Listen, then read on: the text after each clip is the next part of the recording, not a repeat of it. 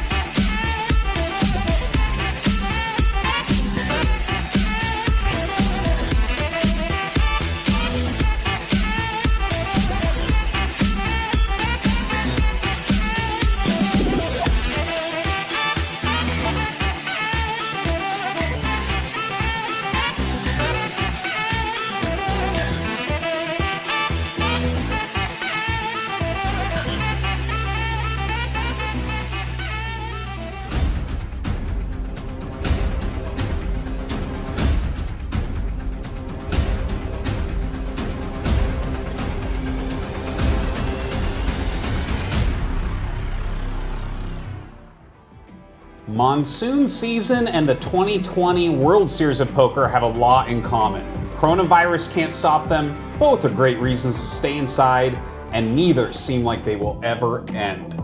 Welcome back to the GGPoker studio in Seoul, South Korea. I am Artosis, joined once again by the amazing, brilliant Calvin Lane. Calvin, we know that the World Series of Poker main event has started flights. Yes. Have you used any of your bullets yet? I haven't yet, but they have for the next week and the week after, they'll have the different starting flights. So, and I'm really excited. You know, the World Series is the main event. Yeah. It's the most exciting time for a poker player. Yeah, you know, it's we're not going to be playing it live in Las Vegas, but you know, we have the next best thing, playing online. Do you have high hopes going into this year? I do. So I'm told that you can use maximum 3 bullets per entry, and I hope not to use all 3 bullets, but I will be if needed. Okay. Are you going to use them amongst different flights, the same flight? How's that work for you? Oh, so for one flight, it's one entry. So okay. Yeah, so it'll be 3 different days if I do. All right. But yeah, I'm really excited. Yeah. No, I have high hopes for you to do very well there. I can't wait to hear those stories. But first, let's take a look at some of the other high hopes people had, and those people, they came true for these in the week's recap. For the $2,500 double stack NLH, we had Leonardo Matos take it down the 525 bounty, no limit hold'em 6-handed. We had Orhan Atez, $300 monster stack, no limit hold'em 6-handed in the Asian time zone. We had Alexander Stacy. In the 1500 PLO, we had Bradley Rubin. In the $500 mini main event, Ivan Zufik. And in the $840 turbo bounty, we had Kartik Ved. So those were the winners, but we also had some notable players make deep runs this week. So let's take a look at them. First off, Alexander Reard. 2020 has been a good year for the Frenchman. He got second in a WPT Deepstack's Brussels tournament, as well as 4th on the World Series of Poker International Circuit in Morocco. And then, of course, here he got 4th place in that 525 bounty no limit hold'em tournament. So this guy having a stellar year. We also have Steve O'Dwyer. You know a bit about this guy, huh? Yeah, Steve O'Dwyer is an American high stakes tournament player. He's been around for a very long time. But he does not have a World Series of Poker bracelet yet. So he's looking to change that maybe this series. Yeah. This guy is one of the winningest players in the world, like top 10 easily, with like over 30 million won, but still missing that elusive bracelet. He has many titles, but not the World Series of Poker bracelet yet. Yeah, that must be something that gets under some of these poker players' skins when they're winning tournaments all around the globe, tons of money, but can't seem to take down this one. Well, good luck to him getting close there on that final table. We also have Jens Lakemeyer, the 26-year-old German, was a bracelet winner back in 2017, taking down the $2,500 big bet mix event. Here, he ended up getting 5th place, or actually he had 5 cashes and 3rd place at a PLO $1,500 event this past week. So adds to his almost $1 million in earnings so far. And of course, last but not least, someone that we followed a lot here, being a GGPoker ambassador, our Brazilian player Felipe Ramos, comes close once again. Another player who's just not quite able to close out on our bracelet. You know, he got 7th place, hit that final table on the Turbo Bounty, no limit hold'em tournament, but just not quite going all the way. Yeah, he's a great ambassador for the game. I understand that he does a lot of Twitch streams live. So you guys I'll check that out. Definitely seen him on there quite a bit. And you know, we saw him a few times in the previous weeks when we were looking at who was taking backers. He was one of them. So I'm sure all of his backers very happy that he hit a final table there. Right, yeah. Very responsible player, it looks like. Bankroll management is key. I gotta say as well, I'm pretty impressed with like how international all these tables have really been so far. Yeah, for sure. Yeah. All right, so let's go ahead and take a closer look now at what we'll actually be broadcasting here tonight. This is event number 65. It's a $600 no limit hold'em Deepstack Championship final table. The prize pool is at $1.6 million with almost 3,000 entries, 156 people coming in through satellites. And, we'll only be broadcasting the final table, so let's take a look at some of the hands that helped us get there. All right, this first one is titled Casual Table Talk Between Two Good Poker Buddies. Can we get dinner? I'm in Mexico too, says Martin here. See who he's talking to here in a moment. So he looks like down the grano here in the big blind with the ace-deuce suited. Very well-known high-stakes professional Martin Zamani, opening under the gun to Daniel Negreanu, who needs no introduction. They're having a friendly chat over here, looks like. Nice. You worried about the hurricane? He asks. Flop brings second pair here for Martin. What hurricane lull? How do you not know that there's a hurricane going on outside your door? You must really be staying inside. Of course, a lot of the Americans have to travel outside to play on the GG site.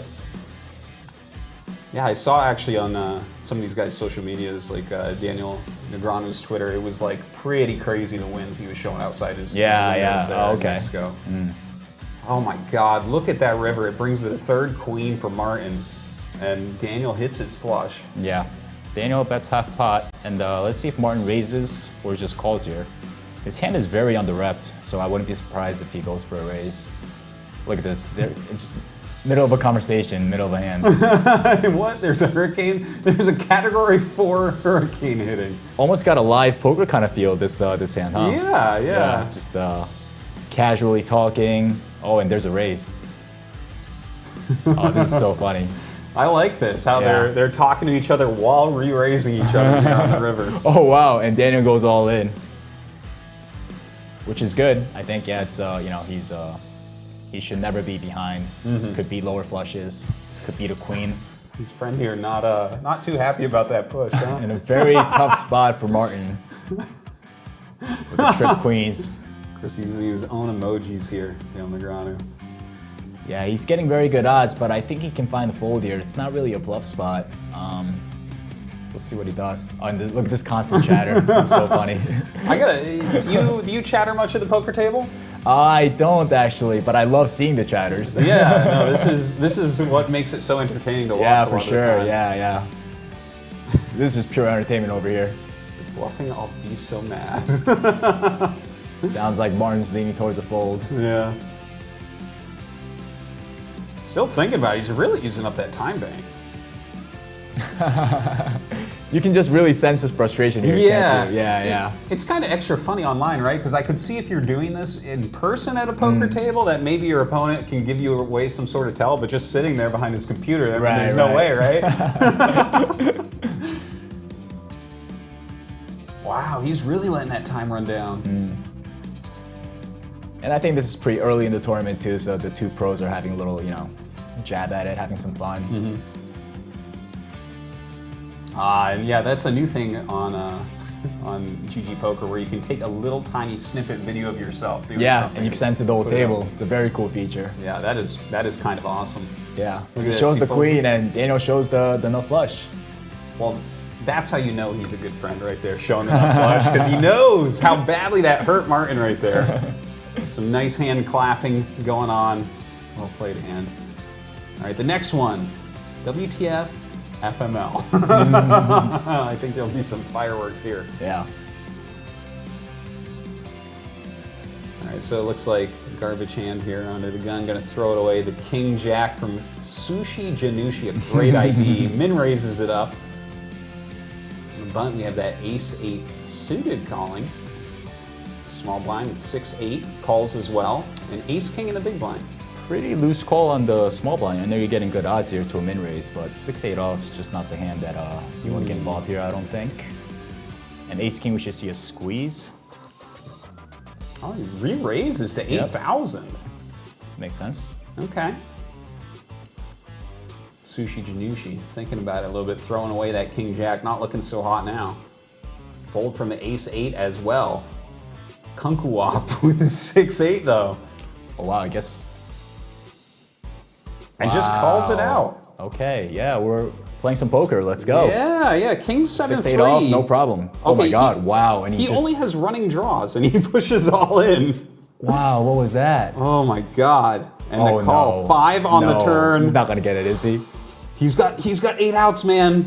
And the 4 comes up on the river. That is insane. Oh my God.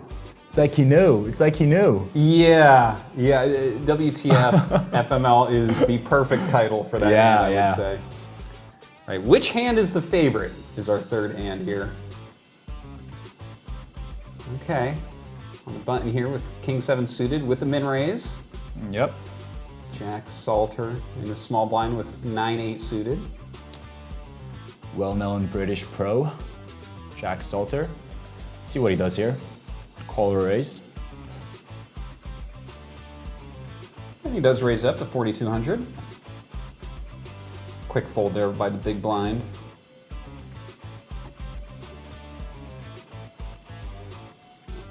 Wow. 6, 7 of diamonds, so that straight flush draw, and then just a 4 on the board. Of course, top pair here for King 7.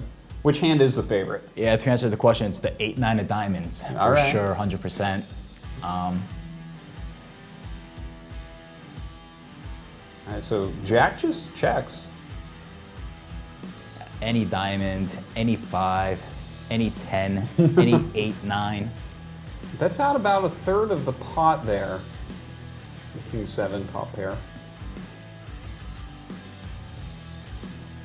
Jack re-raises really heavily.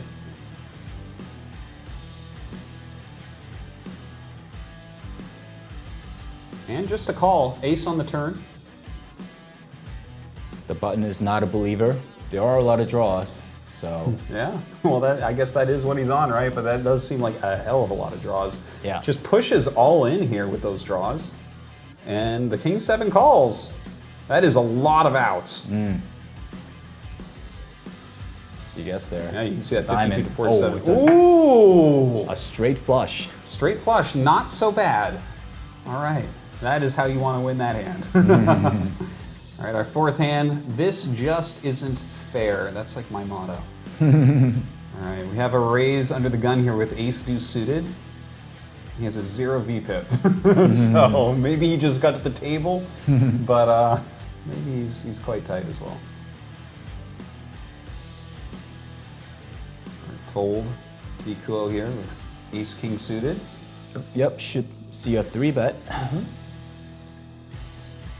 And we have jacks on the big blind.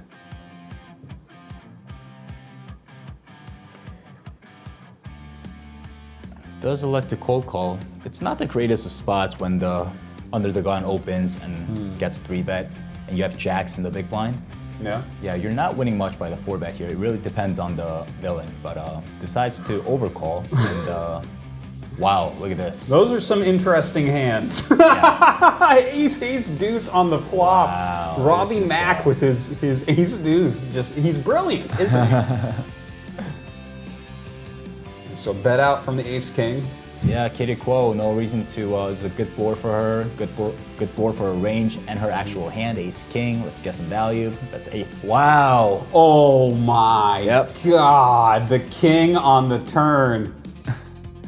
Both players check. Yeah, chips are gonna go in here. I imagine it goes. Yep, and then all in. Oh my God! We might see a tank all in. Yep, we see an all in. Snap call. That is okay. Is that just what is supposed to happen to you if you're playing like Robbie did there? Yeah, I think so. You Right? can't get away. That's like karmic justice of some sort. All right, the big blind special is our next hand. Oh, under the gun, aces, raises it up. I'm gonna go and predict that the ace-6 of hearts is gonna flop something good. Well, Just a wild prediction. It's called the big blind special for a reason, most likely. 6, 6, 10. Yeah, no, that's all right. That's all right. Looks like I know what I'm doing. No, you do. Although, to be fair, I feel like I could have predicted this as well. All right, the check into a raise here from the ace is just a call from young sire. Do you like that? Just call? I think call is fine. I think I would have liked a little raise as well, because ship the peso is better. It's so small. But yeah, call is fine too. That's a third of the pot here. It just leads out. Ooh, ship the pesos, re-raises all in instantly. Wow. Yeah, I don't like the all-in. The aces doesn't need that many protection. Big blind is bluffing, you want him to bluff. So, but still pretty sick. Aces against trip sixes. Well, that's a painful one right there. Goodbye, pesos. That is a big blind special. Big blind special indeed.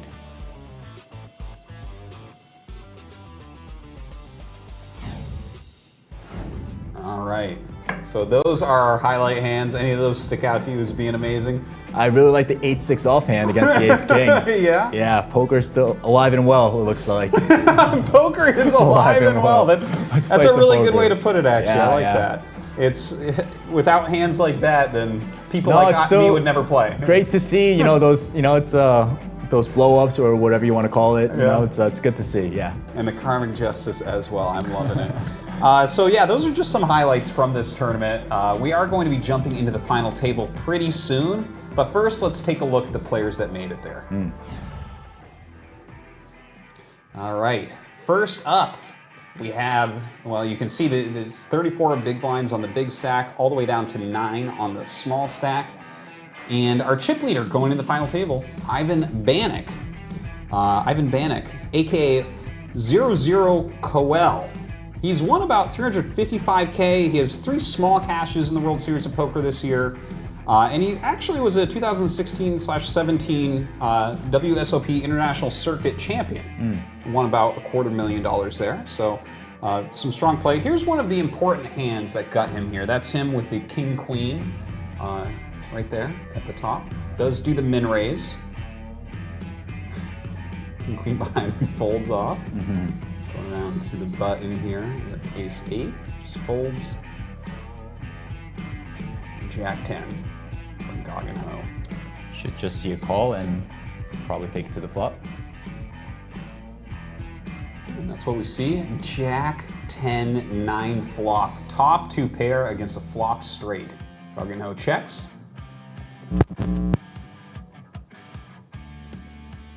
0 Cole. Thinking about it a bit.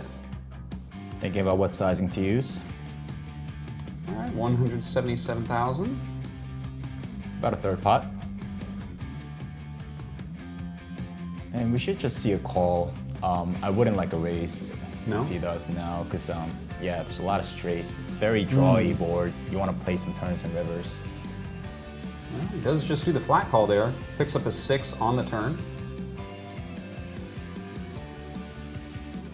Checks it over. 0 Coel. Both players are loving that turn, but I think 0 Coel is loving it even more. Yeah, no doubt. All right, bet's about 500K in, bit over half pot. I think I would like to see a bigger size, but 500K is fine. Just having the king queen, you don't block the pairs or other straights or the sets, 2 pairs that they always have to call the turn. So I would like to see him go for a bigger bet, and I really don't like this raise with 10 jack. Wow. I don't think. Yeah, puts them all in. Call, yep. You just get those 4 outs. Let's see what it is on the river. 3, and the flop straight holds up. All right, second in chips, we have Christopher Quetz. This guy might be the most experienced player at the table. He's also known as Ramba Zamba, a German player, and he is the WPT Germany 2020 champion. Also, he got second place in the 2500 double stack just on the 12th. So this is some very close final tables for him. Let's take a look at a hand that was important to him to get to this table. So he is Ramba Zamba with those aces. That's always a good highlight hand to show, right? Looks like we have, oh my God, look at these hands under the gun. Queens raises it up, 8's right behind calls. Ramba Zamba shove-a-woves it into almost 300K. Folds behind. Yu with the queens. Yu has no choice but to go all in here. Should be an easy fold by Story Cruise, and he does make the fold. Yeah, and just calls it as Ramba Zamba. It's pretty easily played. 9-10 deuce, 8 on the turn. Oh, has that straight draw now with the jack. Jack or queen will do it. Ooh, it's a paint.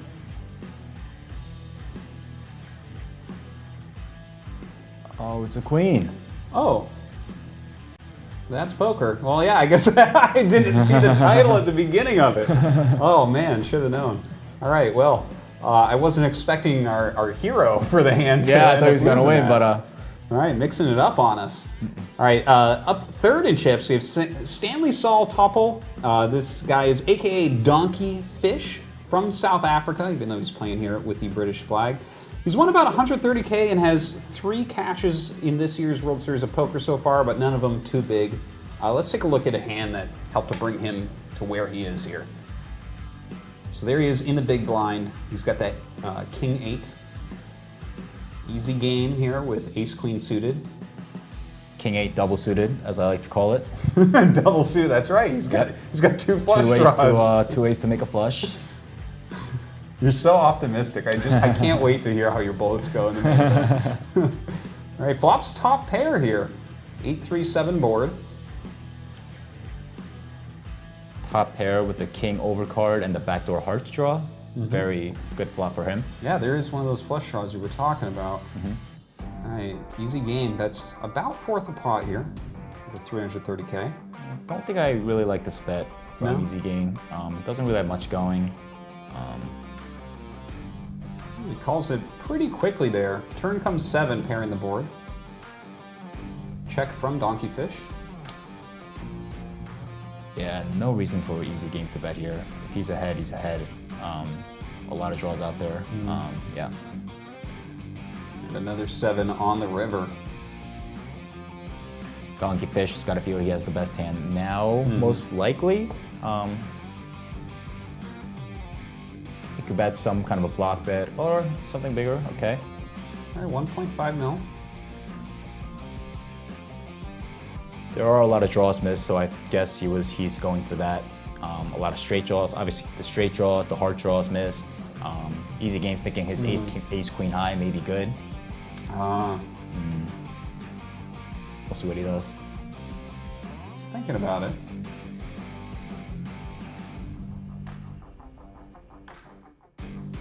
Really in the tank. Yeah, and he actually does call. Wow. Huh. Well, good call there. I guess this is good call for a Donkey Fish. Yeah. No, certainly you're right about that.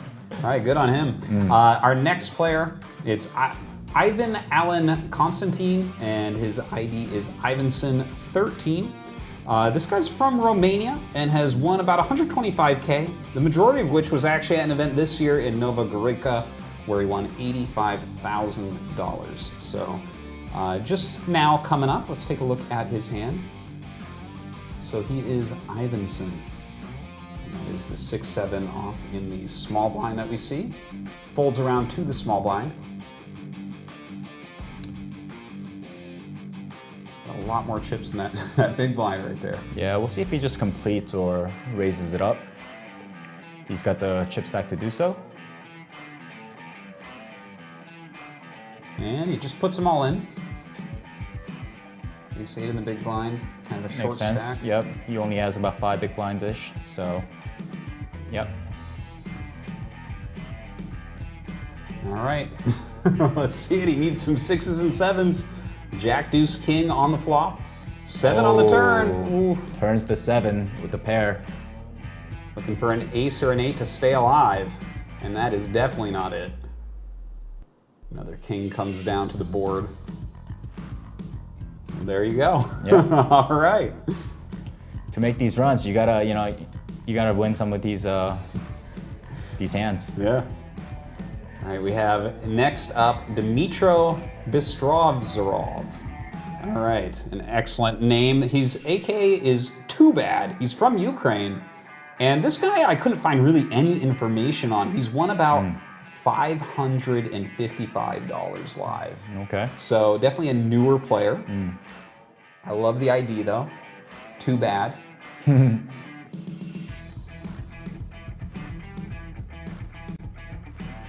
He's got the Queen 9 suited over here on the button. We already had under the gun Ace King, raise it up. See if he calls or 3-bets here. And he just calls. Ace 4 in the small blind.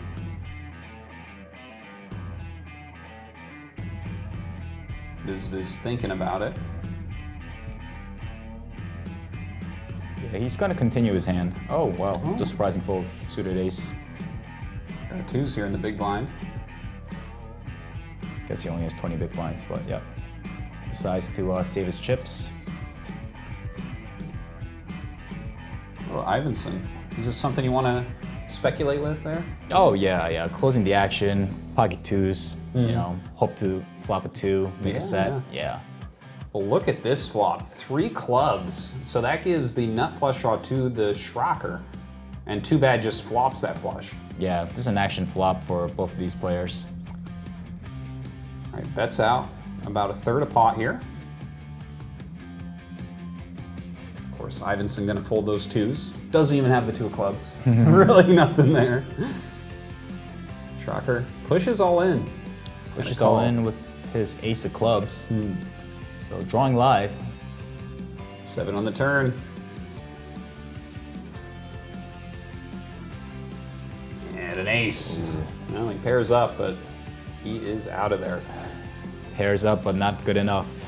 Nitro gonna take that one down. All right, next we have Wojciech Barzantini. And this is also known as I Told You Before. He's from Germany. He's won about $50,000 live. He did get a final table at a 2011 Australis Poker Tour event in Malaga, but no big wins for him yet. Looks like here he has a pair of 8s early on. Raises it up. Has a more here with ace queen in the cutoff. Just calls.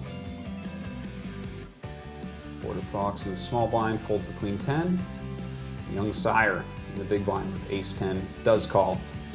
Flop. Oh, Jack 5-8 has that flush draw for Young Sire. Has that set for I Told You Before. A couple overcards for Posimore. Told you before, gonna bet out about half pot. Showing big strength here, betting half pot into 2 people on this dynamic of a board. I was gonna throw it away. We'll see what Young Sire does. I think just calling is good, yeah. Calls it up. 4 of spades on the turn, not helping Young Sire at all. Just a check.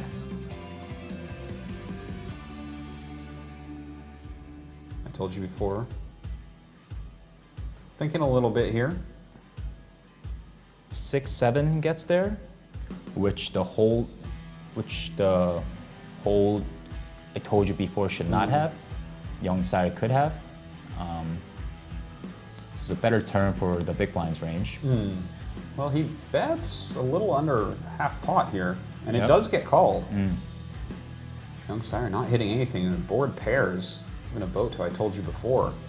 Yeah, Young Sire's just thinking he's drawing to the nuts, and he could also beat lower flush draws and other straight draws like 9-10, Queen 10, and such. Sure.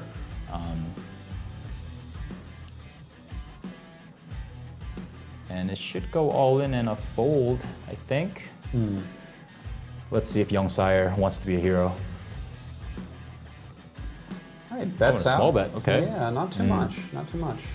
Wanted to About a reel third him of in. pot. Young Sire not feeling that call. Absolutely not. All right, next up we have Florian Gagush. He's also known as Goggenho from Austria. And this guy also not really that experienced. He has $2,087 in live earnings previous to this World Series of Poker. So kind of a newer player. Why you should never overplay your hand. All right, it's a good title. We have the min raise there from Goggenho with the King Queen. The ghost guy in the big blind with King Jack. Just calls it.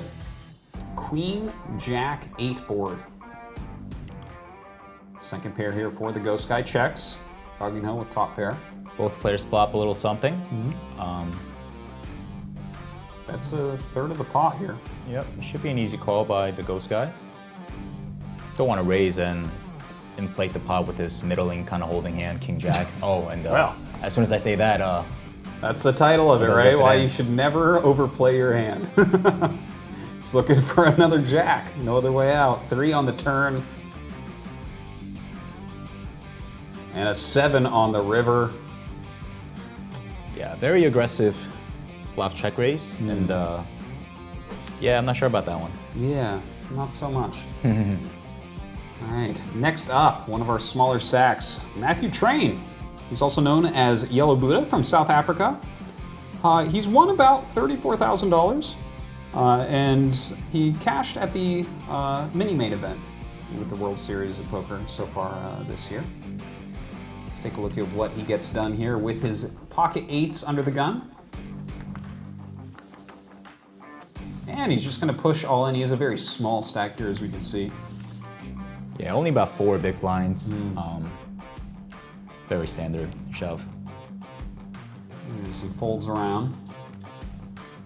Donkey Fish here in the small blind with 9-3.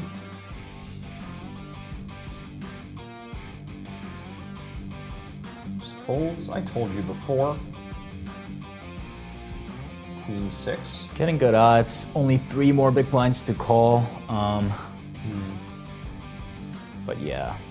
Well, needs some help here. 8 Needs a lot of help now. No, and that's it with the turn of a 2 and the river of a 5. So that keeps him alive. Well, we knew he was going to win that hand because he's at the final table. All right, and last and very much least, Giovanni Torre. Mandioca is his ID. He's actually from Portugal, and he's won about $500,000 live. He had 12 World Series of Poker cashes between 2017 and 2019. This is his 4th cash for this year. And yeah, I mean, that's a pretty good resume, I would say, at this table at least. Let's take a look at what he gets done. That is him with the 5s on the button, folds around to him.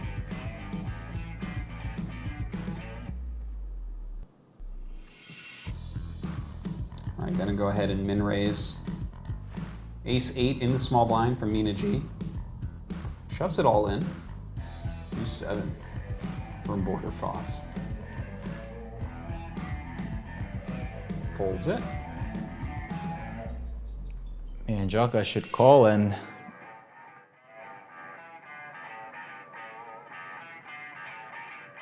Is this a place you would always call in with 5s? yeah, I think so. This is one of those spots you're probably up against 2 overcards or something, but you know, there's too much money in there, and also can't win tournaments if you got to win these flips too. Yeah. Well, he flops a set right there. Oh, Rivers Quads, quads. an overkill. All right. That's a headshot right there. Mina G, goodbye. And Jaka making a much fatter stack for that final table, but still our small stack going into the final table. Do any of those names like stand out to you? Who are you going with as a favorite going into this? Looking at the resume, a lot of unknown players. They're all kind of looking forward to, I think, to this tournament to make it their breakout win, and that's what the World Series of Poker is really about. So I'm very excited for these players. And looking at the chip stack, similar to last week, it's a very shallow stack. I think there's going to be a lot of variance, a lot of ups and downs. So it's going to come down to who really, who's running well in this tournament. It's funny because it was, billed, of course, as a deep stack event. So Yeah, I was hoping that would not be the shallow stacks of the final table. Because remember last week, I mean, it was just like all-ins for 30 minutes. Yeah, but hey, it's like that sometimes, and let's see how the players adjust. All right. Well, I'm ready. Let's do it. Let's get into that final table. All right. I'm excited. Even in some of those kind of shallow chip stacks with all the shoves that we saw, it was almost comical last week because every time the guy that was like far behind was all in, it was like no problem. He wins, he doubles up, keeps it going, keeps that action up. All right. It's like Wojciech rather, sorry, with the 9s here. Just gonna shove it all in.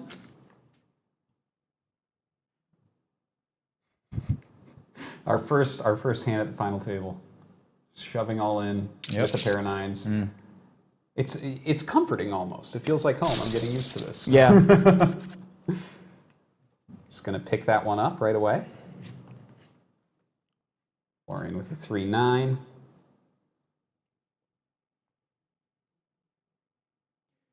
It's Jack here for Wojciech.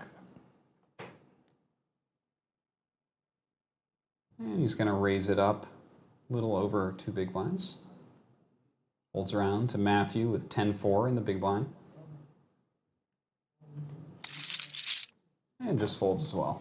Yeah, and I want to say, I know we've been just saying it's, average stacks, maybe 20 big blinds. It's just going to come down to maybe who wins the flips and stuff. But I want to mention that, there's still a lot of, there is some room to play for sure, 20 big blind stack, especially in a final table with the ICM structure, So it does get interesting where, you have to make some tight folds sometimes where, because of if one of the players covered stack and then like, let's say one goes all in, there's a call and you're in the big blind with, let's say like tens or jacks, it could be understandable to make that fold just for that ladder, the ladder up. Oh yeah, no, that does make sense. So it does get very intricate, but it's, we're not gonna see the, the very action kind of game, but yeah, it's okay. It's no crazy like short deck type. Right, yeah. It's just gotta be very careful, deliberate kind of action. Sure. Well, it looks like in this hand, Christopher with the top pair with that king-6, the queen-5 over for Ivan, one of our 2 Ivans at the table. Ivan Allen. 1.3 mil. Let's bet small. I would have hated to see a check back with the king-6 of diamonds. The 6 kicker is not going to really play. Maybe check, pot control. He does elect to bet. And we have Stanley here with ace-8.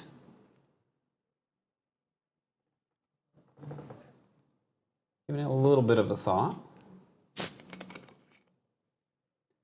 Min raise with ace-4 right behind him on Christopher. Bit of a loose open, to say the least. Under the gun, 6-handed. Yeah, and like, for instance, he technically, I guess, is the big stack going into here, although right behind him, Ivan has about the same amount of chips. Yeah.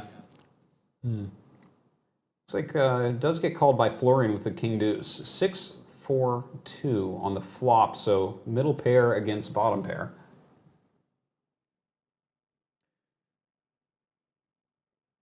Let's see what Chris decides to do here. He does check it back, which makes some sense. Yeah. 5 on the turn.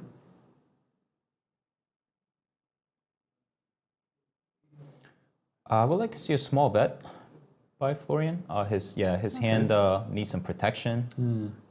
Maybe get some value from the ace-x kind of hands. Ooh, well, maybe that'll help him. I'm not sure. He bets out and Christopher calls, but the river does bring the ace, giving 2 pair to Christopher. Of course, some scary flushy-looking things there, I guess. Or not flushy, sorry, straight-looking things. Yeah, we'll see. I think by now Florian knows that his hand is probably not good. So maybe he's thinking, oh, let me try to get him off of a better hand. But no, he does check back. Is this a position you want to raise as Christopher? I think Chris could go for a little bet here. You would think that if Florian had a better hand, he would bet the river. I think, for sure. I think, but it's a final table World Series of event, so I wouldn't blame him if just checks it back here. Play safe, Absolutely. Feels like with the amount of money that is on the line, right? Like you mentioned that a lot. It's just more like if I bet, what's he gonna call, kind of thing. Sure. But his hand is definitely strong enough to bet. But like I was saying, with the final table ICM factors, it's even though you know that you have mostly likely the best hand, sometimes you want to check it back. Sure. But no, but Chris decides to bet, which I think is a good bet. Yeah, 2.2 million. Florian here with the king deuce. Yeah, Florian's thinking diamonds missed, hearts missed. He's probably not betting just an ace. is my hand, can it be good? Yeah, he Ends up thinks folding. better of it, yeah. All right, Chris, we're going to take that one down. Becomes a bit more of the chip leader than he was before the hand. Yeah, and I think Chris has the most impressive resume on the final table. So yeah, let's see what he does. Yeah. And with more well, chips. Being the chip leader and having the most impressive resume. Yeah, well, yeah. I say that, but Makita is our fallen warrior of multiple weeks, being the best player at the final table with the chip lead multiple times and unable to win bracelets. So the luck factor coming into going against Makita there. Yeah. It's all right. He'll be all right. He has some money saved up. All right, Christopher did open up raising here with the Queen 10 suited. Call there by Ivan. Continuation bet by Christopher and taking it down on the 2-6 king flop. Yeah, really flexing his chip stack onto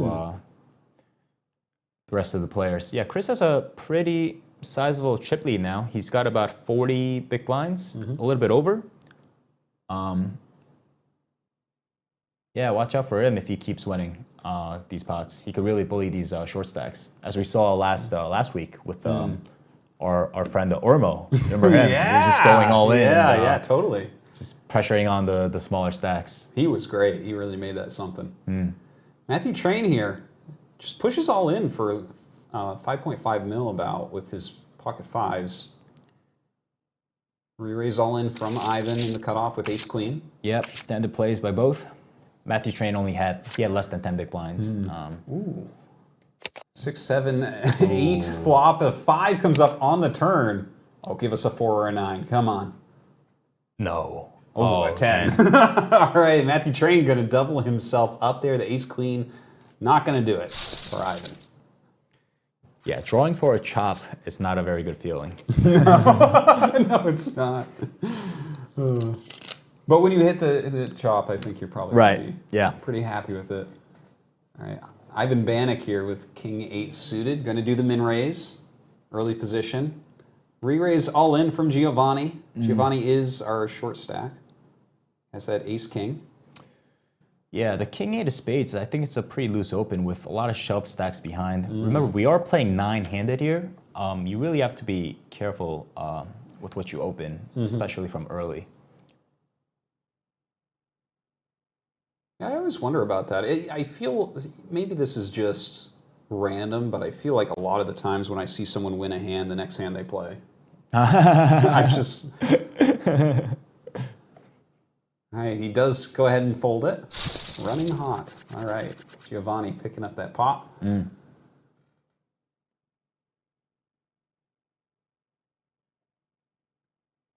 Matthew with the queen 2, thinking about it. I'm kind of surprised, right? Because we call it the chess clock. These clocks that they get to think. And when I see someone with a hand like that and they don't click fold quicker, like, is there something that they're actually thinking about, like with queen deuce in an early position? I think maybe, I'm not sure actually. Maybe they're just away from the computer for a second, or they're like looking at it through their email or something. you would think that they would value the amount of time, right? And just like fold on the obvious spots like queen deuce off. But, I feel like I would not even be listening to music during this table. Right, that's true. Yeah, you would think, but hey, you never know. Some of these guys, it's No, that's true. They have bigger bankrolls than I, so that makes sense. All right, Florian going to pick this one up with his ace-10 suited. Quiet start. Yeah. To the final table. Giovanni here with ace-8, going to min-raise. Under the gun. Ace-8 suited behind him as well with Matthew going to fold. Kings for Dimitro. Ooh. So it looks like Giovanni has about 10 big blinds-ish. Dimitro has about 15-ish. Something like that. Yeah. Definitely has that position here. He just flat calls the raise. Does decide to trap. Chris has 10s here in the small blind. The chip leader, too. And he just calls. Just decides to call. 5, 3, 5. 1 diamond in there.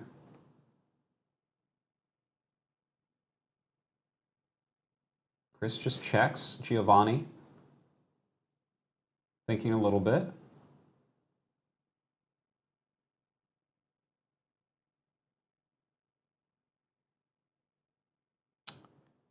That's super small, about a fourth pot. I'm not sure if yeah, Giovanni started, it's three, the flop went three ways on this board. It's just not gonna get through. I'm not sure if I like this bet by Giovanni. Well, Dimitro calls and Chris just throws it away. He doesn't want anything to do with this hand. Oh wow, yeah, great fold by Chris. He knows something is up. Turn comes 6. Giovanni first to act. Over 7 million chips in the pot. He checks. Yeah, he can't bet here. He's got absolutely nothing. Dimitro thinking.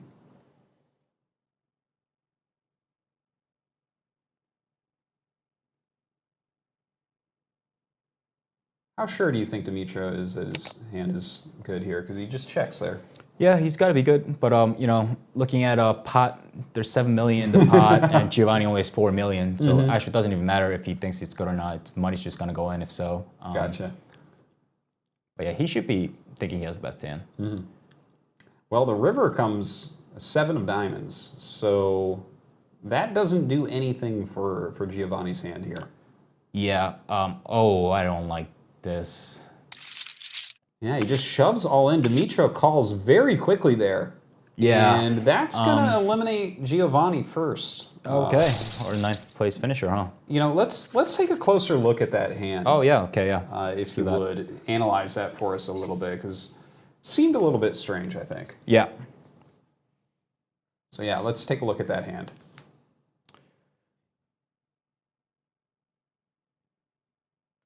Or not. Or not. Or not. Oh, there we go. Yeah, yeah. Yes.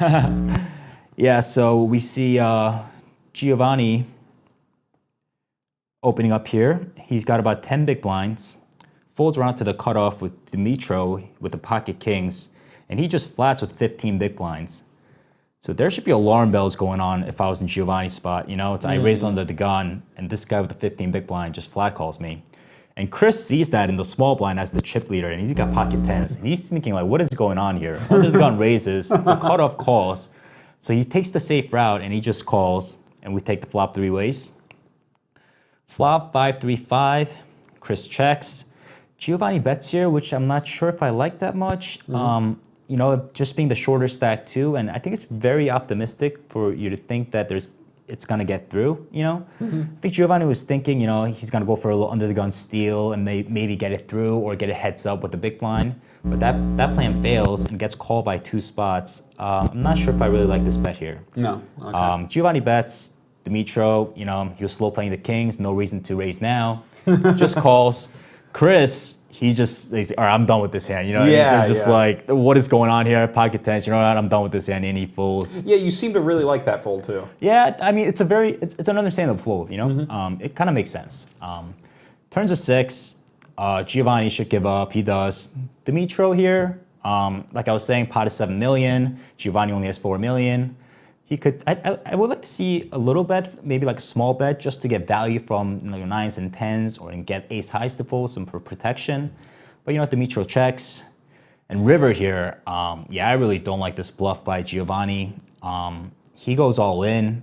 I think, you know, 4 is a straight, but neither player should have a 4. You know, in theory, Giovanni could have kings or aces to and make this bet as well. But it's kind of repping really thin. And of course, Dimitro, you know, he sees through it and he calls. And Giovanni, he's our 9th place finisher. Yeah, all right. Thank you for that analysis. Giovanni is out, and he takes home $17,000 for his troubles. Not too bad. Yeah. Not too bad, but it grows really quickly. The next player to get eliminated will get $23,000, so that is a pretty steep jump. Okay, on to our next hand.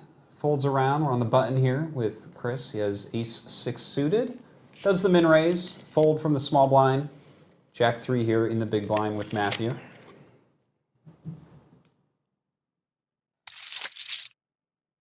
All right, just goes ahead and calls it. Looks like the flop 7, king 4. Check from Matthew.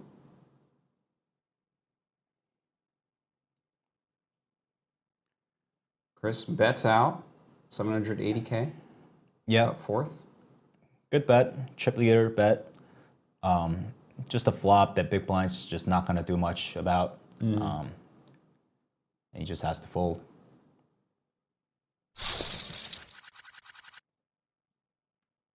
All right, well, Chris builds his lead even more there.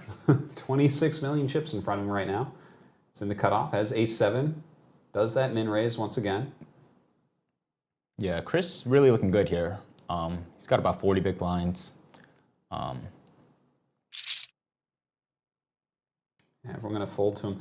Having the most chips is just like so great for so many reasons. Yeah, especially at the final table. Yeah. And especially when it's a table full of shorter stacks, you know, it's a lot of these middling stacks don't want to bust out before the shorter stacks, so they got to play extra tight, you know, whereas the chip leader can just freely open his range. Yeah. Another raise here, 9-10. Is this the type of situation where he's just going to be raising up for the whole time like Irmo did? Oh, yeah, I think so. Yeah? Yeah, for sure. Shove with 2s from Florian, and that does get him to fold, though. Yeah. 3-8, he's going to throw that one away. 2s on the button here for Ivan. Yep, should be an easy all-in on the button. Yeah, he is our shortest stack. It's got about 8 big blinds. You know, you have a pocket pair on the button. Yeah, and a couple folds. Yeah. Keep himself alive a bit more. I love how he's basically increasing stack by 50% by winning the blinds. Yeah. That's some power right there. Yeah, I do think it's important to, you know, obviously laddering up is all great and stuff, but, you know, like sometimes you got to look at the first place and, you know, just make your stand. Yeah. And just embrace that gamble, you know? Oh, totally. You know, one of the things I've found really interesting commentating all this poker is, I actually like this. Let me analyze that for you and see what you... He's been raising so many hands that everyone folds to him, so he's like, I should show them that I have an ace, right? So they know I'm not just totally full of it. It's a very, very old school move. You know, it's like, why don't you show both of the cards, you know? It just shows the ace. Yeah. So you could have been anything, but hey, at least I have an ace when I'm raising, right? Respect me.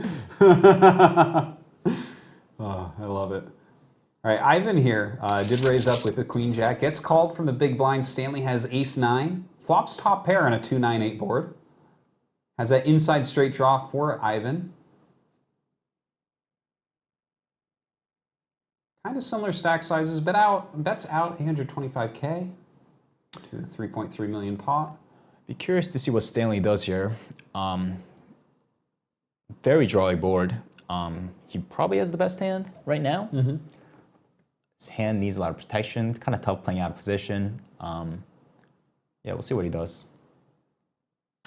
And re-raise is quite large. Ivan going to just throw that away. Yeah, and that's a huge win, getting queen jack to fold there, you know.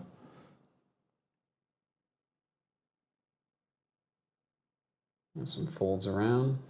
Ivan's still running cold, getting a 2-7. We'll check. I'm going to throw away his queen-9.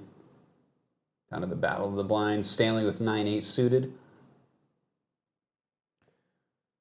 Toughest positions to play, small blind against big blind, as a small blind. Raises it up to 1.5 mil. Guess we're just going to fold his jack-deuce. Yeah, showing immense strength there, raising into the big blind, who's the chip leader.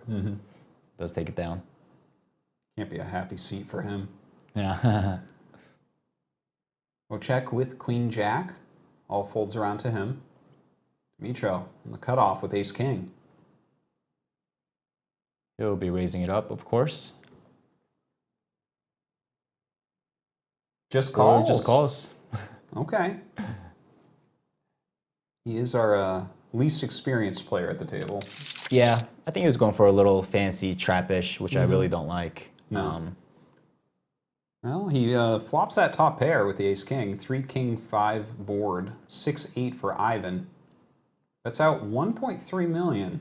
And Ivan just folds that away. Yeah, that's kind of big too. Yeah, not a huge fan of how Dimitro played that hand.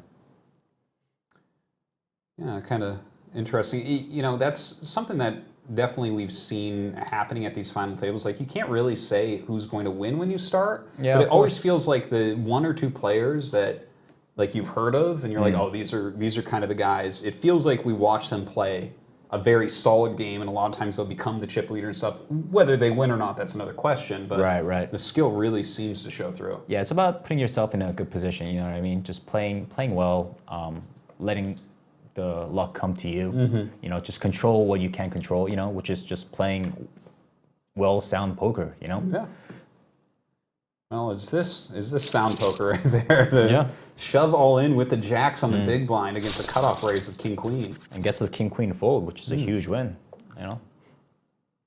Yeah, Matthew increasing that stack. Right now, Ivan Allen is our short stack here on the big blind. Yeah, he's got about 9 big blinds.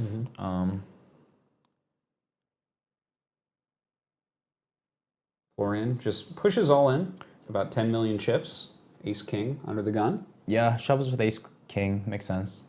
You don't want to raise and get someone to call with pocket fives or something. Yeah. Tough spot for Ivan here, but it is versus under the gun. But he's a clear short stack, but he does lay it down. Yeah, he's gonna look for a better spot. Cards haven't been favoring him so far at the table. Have some folds around. Chris here with ace four. He's been awfully quiet, I was going to say. And he does go ahead and min raise it with that ace four.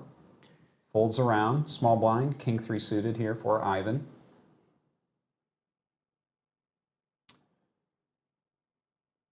Should go fold, I think.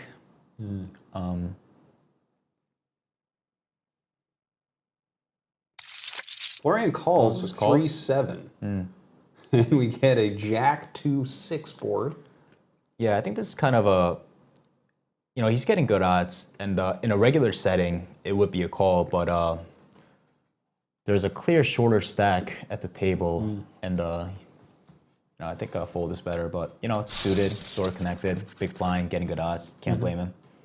Oh, Chris just threw out a continuation bet and picked that one up pretty quickly. Yeah, that's what happens. It's and if you flop a little something draw, then you got to kind of go with it against the chip leader. It's not really but you are getting good odds. It's suited, sort of connected.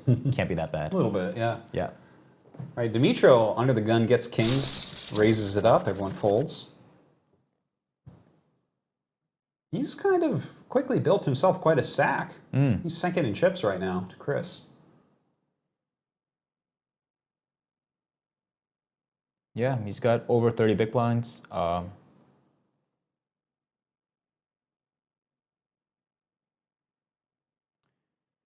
off here. King 8 for Ivan. The short stack. Yeah. He's going to decide, he's going to go with it. That's the one? Yeah, I mean, he's in the cutoff. If he wins, yeah. And he does get the ace-3 diamonds to fold. Well, takes that down, and just like the last time he did this, makes his stack 50% larger. Yeah. I guess that's how it's going to go if he goes all in once per rotation, right? It's like... Yeah, it's really easy. It's really easy to kind of punt off your stack, if you're the shortest stack or if you have 7 or 8 big blinds. What's he got right now, about 10? Yeah, so it's very important to, keep everything in check. Just realize that you're still in the game. One double up is what you need. And Dimitro going to win another hand here. Running hot at the moment. With Florian with the king queen. Folds around to him. Does the min raise. Dimitro on the button with eights. Yeah, we're going to see a 3-bet here, I think. Just a flat call. Okay. 5 ace ace flop.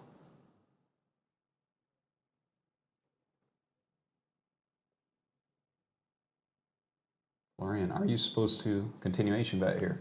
I think I just check here. Dimitro's repping some pocket pair or some ace-x stuff. That's about fourth the pot. Yeah. Just a call from Dimitro. And now it just gets a little awkward to barrel off here. You're kind of betting into a stronger range. The turn does bring him an inside straight draw on a Yeah, he paired does board. pick up equity, but Just checks. yeah, I like to check here. I would like to check on the flop, but if I bet the flop, I would definitely check the turn, I think.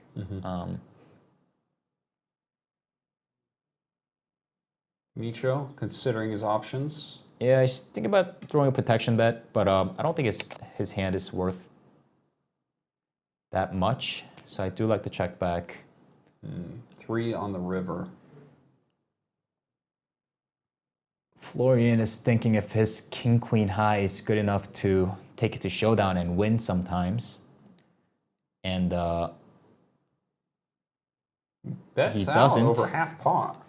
yeah, he's trying to get hand exactly what Dimitro has to fold, you know, these pocket pairs.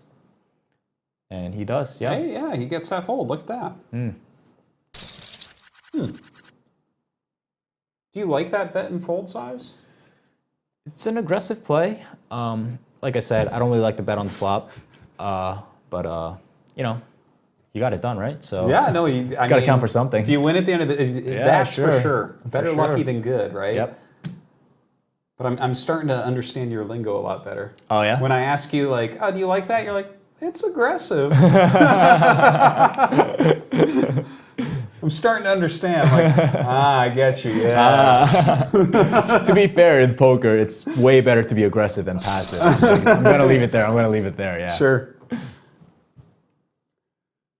Dimitro continues to build up that stack. He's only 6 mil behind Chris right now.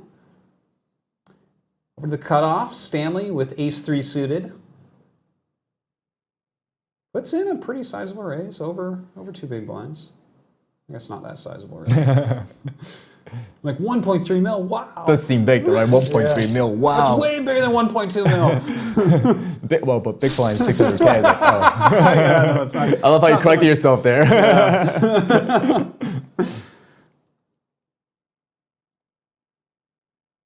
I gotta say, I'm feeling for Ivan Allen down here, man. He just keeps getting garbage holdings. He's got that ice cube there the entire time. He's holding strong though, you know, it's He is.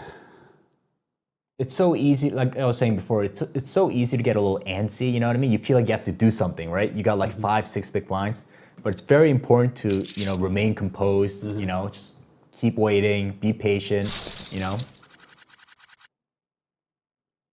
And you never know, you know, you could flip that 6 big blinds into chip leader stack, you know, especially at this kind of a structure, this, you know, the big blind, the biggest chip leader, he only has 40 big blinds, you know, and there's a lot of middling stacks in the middle.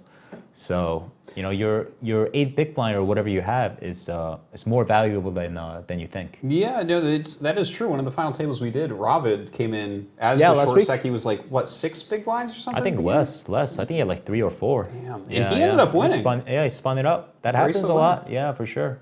Crazy stuff.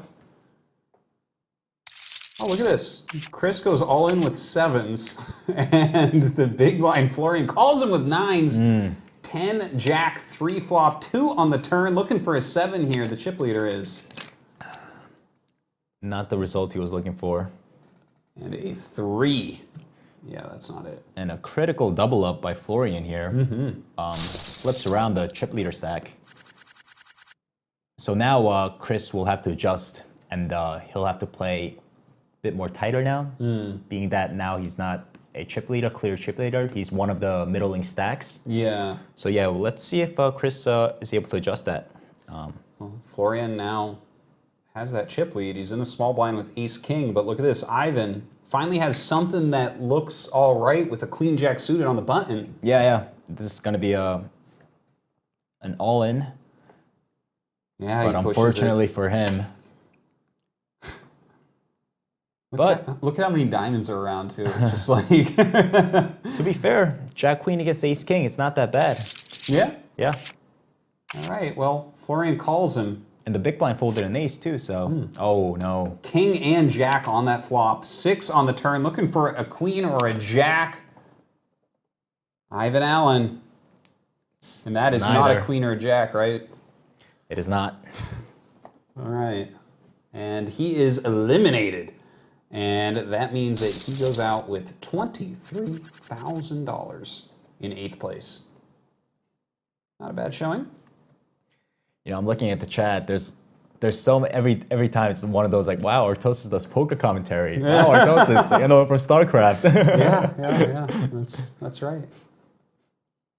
Well, poker's a great game, just like StarCraft. Like these really high skill games, I can't get enough of them. Yeah. For me, I love chess, StarCraft, poker, and getting into Go as well. But you know what's These are great just about like the poker? beautiful eternal games. Right. It's obviously we know that poker is a skill game, but there's that luck factor that's not existent in StarCraft or Go or chess, right?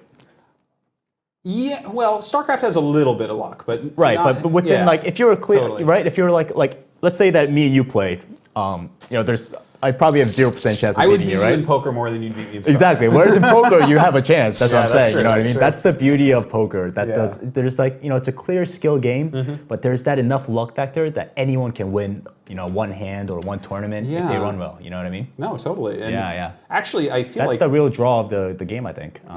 I think a lot of it, like learning in poker, like translates to all sorts of other games. Yeah, as well. yeah, for sure. A lot Yeah, of StarCraft guys became very famous professional poker Yeah, players, like Elke. Right. And I feel like the more I learn from you about poker and study poker doing this, I feel like I'm improving at StarCraft at the same time. Yeah, okay, I'm cool, learning how yeah. to push my all-ins in the right situations and everything. Well, looking at this table right now, we have 7 left over. Florian raising it up with the ace-9. Clear chip leader. Opening it up. Yeah, just that min raise, that massive min raise. And 9-5 calls him here from the big blind. Ace, king, ace on the flop. Not the best of flops for Ivan. Checks to Florian.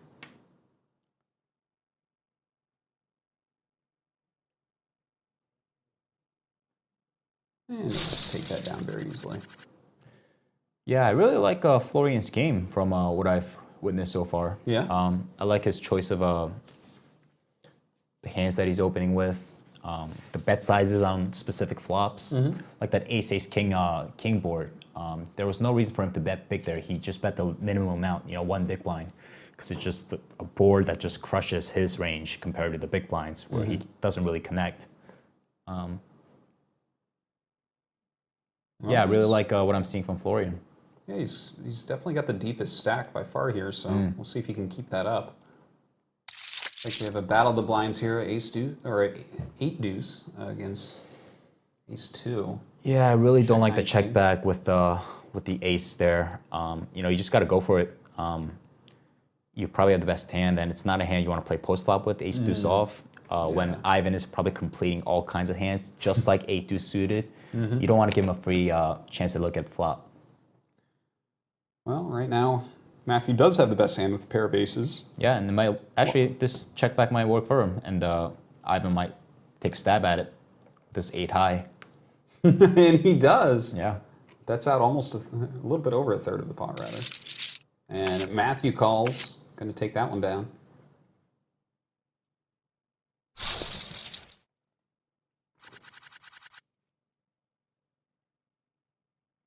Oh, we'll check. With a pair of 10s under the gun.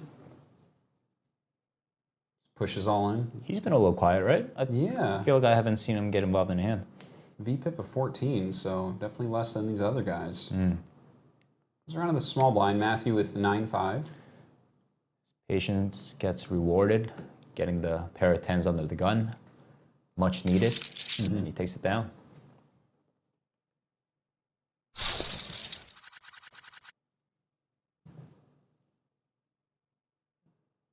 All right.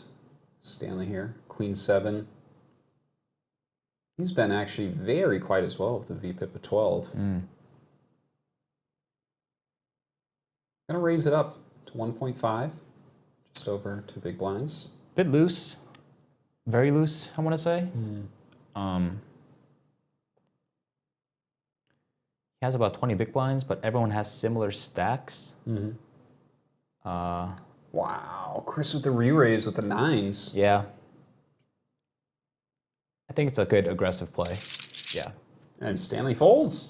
He gets his hand caught in the cookie jar. Yeah. He decides to, you know what, let me take a little steal with the queen seven of clubs. Yeah. I've been a little quiet, you know, just steal the blinds, but it backfired on him. Too early, you think, of a position? Yeah. Folds around to the button here, Florian. The big chip leader. Yeah. Just does the min raise with 10-7. Yeah, Florian is allowed to open very wide here, being a big chip leader. We'll check with the ace-3 in the small blind. Yeah, he's deciding if he wants to go with this one, and I think He is one of the two he small has stacks. to. Yeah. He shoves it. Suited ace against the button. You're not loving that it's against the chip leader, but yeah. Just shows the 3. That's style right there. I mean, I like it. It is, but it's not because he's just telling us what he had. If he shows a 3 there, he's either got a 3 or an ace. You know what I mean? He's not just shoving there with 3-8 off, is he? You know, with his tournament on the line. If he was shoving with 3-8 off, does he show both? What was that? If he's shoving right there with like a 3-8 offsuit, does he show both the cards? Yeah, but he's not. You know what I mean? Yeah, Right. Yeah. So it's like one of those spots. Like, oh, I have a 3, but it's like, well, let's think about it for a minute. Well, you 100% had either an ace or a 3. You know what I mean? So it's like, what are you trying to tell us here? You know what I mean? Unless Florian is a big recreation player or something. But yeah. Gotcha. All right, small blind Dimitro here with king queen. There was a min raise by Matthew with ace-7.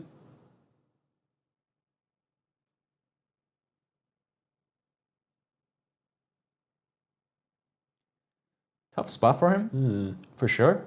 For his tournament life, I think he's got to lay this one down, I guess. 20 big blinds. Yeah. Yeah, I think so. No. Very good shot by Dimitro.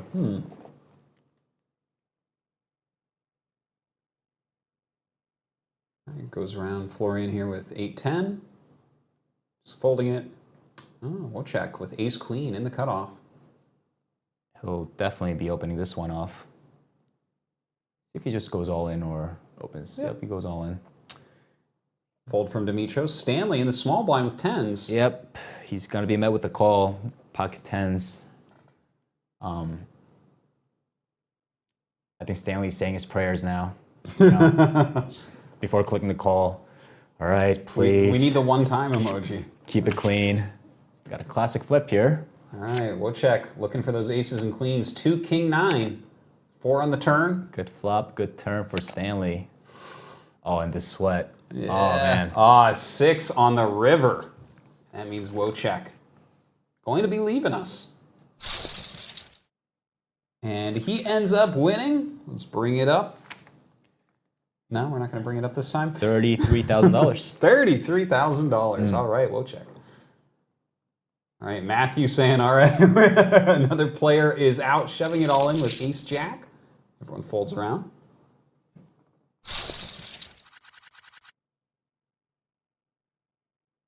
Florian under the gun here. Does the min raise with queen 10 suited. Stanley in the cutoff with 4s.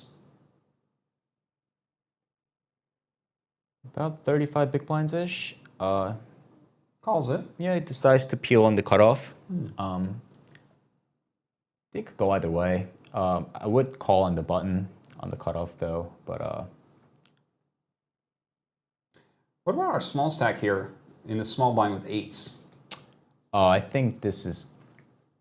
I mean, it's like one of those things where you can't just call, right? And you can't fold, so you got to go all in kind of thing. Best of 3 options. Sure. Yeah. And he does do that. Florian going to fold. And Stanley gets caught in the middle. Tough spot. You're always telling me you don't want to call with one of these small pocket players, right? You don't want to call a ton of chips, but with the amount of chips in there, is this worthwhile for him to call it? It's about 10, it's 11 big blinds, but it would be a big chunk of Stanley's stack if he loses. Ivan shouldn't be that wide, too. Yeah, I think it's a fold, I think. Yeah. Oh, he does, and Ivan stays alive. He gets rid of his ice cube finally. Ooh, Dimitro under the gun with aces. He's been picking up a lot of hands. He really has. He already had pocket kings twice. Yeah. I remember seeing, and now he has aces. Folds around to Florian with 4-9. Right, flop comes 3 king 8. Would like to see a small bet or a check. Actually, no, I don't like the check. I think you should bet for sure. 2 on the turn. Yeah, but Florian's thinking, I don't think he's gonna fall for this. You know, it's like it's a board where the opponent should be betting a lot, and he checks here. My radar will be going off. So I'm just done with this hand. You know what I mean? Just like you know what I mean. You should be betting this hand, betting this flop almost 100% of the time, and you check back. You know, it's like, all right, you know what? I have nothing. Is this where you click the fold to any bet button? Yeah, for Okay. sure, 100%. Yeah. And I'm done with this hand. Sitting there laughing. Milk is coming out of his nose as Dimitri tries to trap him with Yeah. his aces. Sorry, Dimitri, not this time. I saw your kings before. I know what's up. You're the guy. You're that guy at this table. All right, Ivan gonna pick up a pot during that with ace-7. Under the gun aces once again here for Chris. Yep. Raises it up. Folds around to Stanley in the big blind with 8-9 suited. He'll call here. No reason to 3-bet. Oh. 7-4-6. He does have that open-ended straight draw and backdoor flush draw.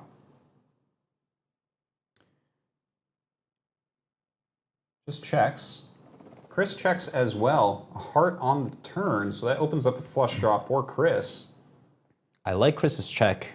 The board is way better for the big blinds range. So Chris is going to have a lot of high cards that missed, you know? So it's nice to protect us sometimes with pocket aces checking back. Stanley checks there. Yeah, I don't like Stanley's check. No? I mean, you have equity, open-ender, and Chris is showing weakness. He's going to have a lot of just blank cards, high cards that has to give up. But Stanley, yeah, he just decides to... Too timid, maybe? let it go.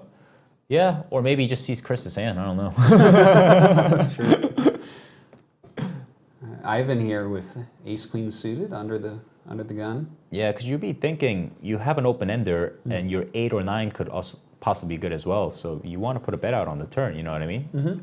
You don't want to be, because you don't want to be faced with a check and a bet, now you have to fold. So you kind of want to bet, you know, like pay for your, you know, like maybe get the fold equity and also, you know, your river equity as well. So I'm very surprised that Stanley just check gave up there on the turn. All right, here we have ace-queen against king-10. Florian flops that open-ended straight draw. Backdoor flush as well. Yeah, see what he does here. Very connected flop. You don't want to get check raised if you're Florian, so I could see him checking back. Yep, which makes sense. 9 on the turn. And Ivan, if Ivan was good on the flop, he's good on the turn. He just wants to take it to showdown. Florian, let's see what he does here. It would be nice to bet and get the ace highs to fold. And he still has equity, obviously, with the open-ender, the 10, the king. I think betting would be okay, too. Yeah. That's about 1.7 mil. Back to Ivan. About 40%, it looks like. Yeah, very. I like how Florian played that hand. You know, checks back the flop on the turn. Ivan doesn't bet, so now he's, you know, try to get lower pairs or ace highs to fold. You said before that you were really liking Yeah, how Florian yeah. was playing. Yeah, I And think it seems so. like he continues to agree with you. Does raise it up here with his Jack-7. Goes over to Ivan in the big blind with ace-9. See what Ivan does here. If he shoves or just calls.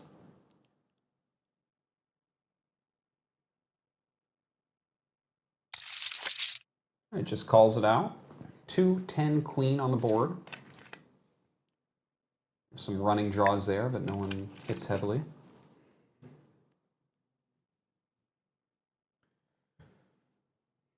Two high cards should be better for Florian's range. He bets out about a third of the pot. Yeah. And Ivan gonna fold. You can really see the power of position and these small bets when you're the chip leader, you know what I mean? So these big blind, they just defend a lot of hands that they can't continue. So it's really powerful, these small bets, they just have to fold. Yeah, and we've seen these big chip stacks actually just build and build and build. Florian is our chip leader right now. We're gonna go to a quick commercial break, and when we come back, we'll see who ends up winning this bracelet.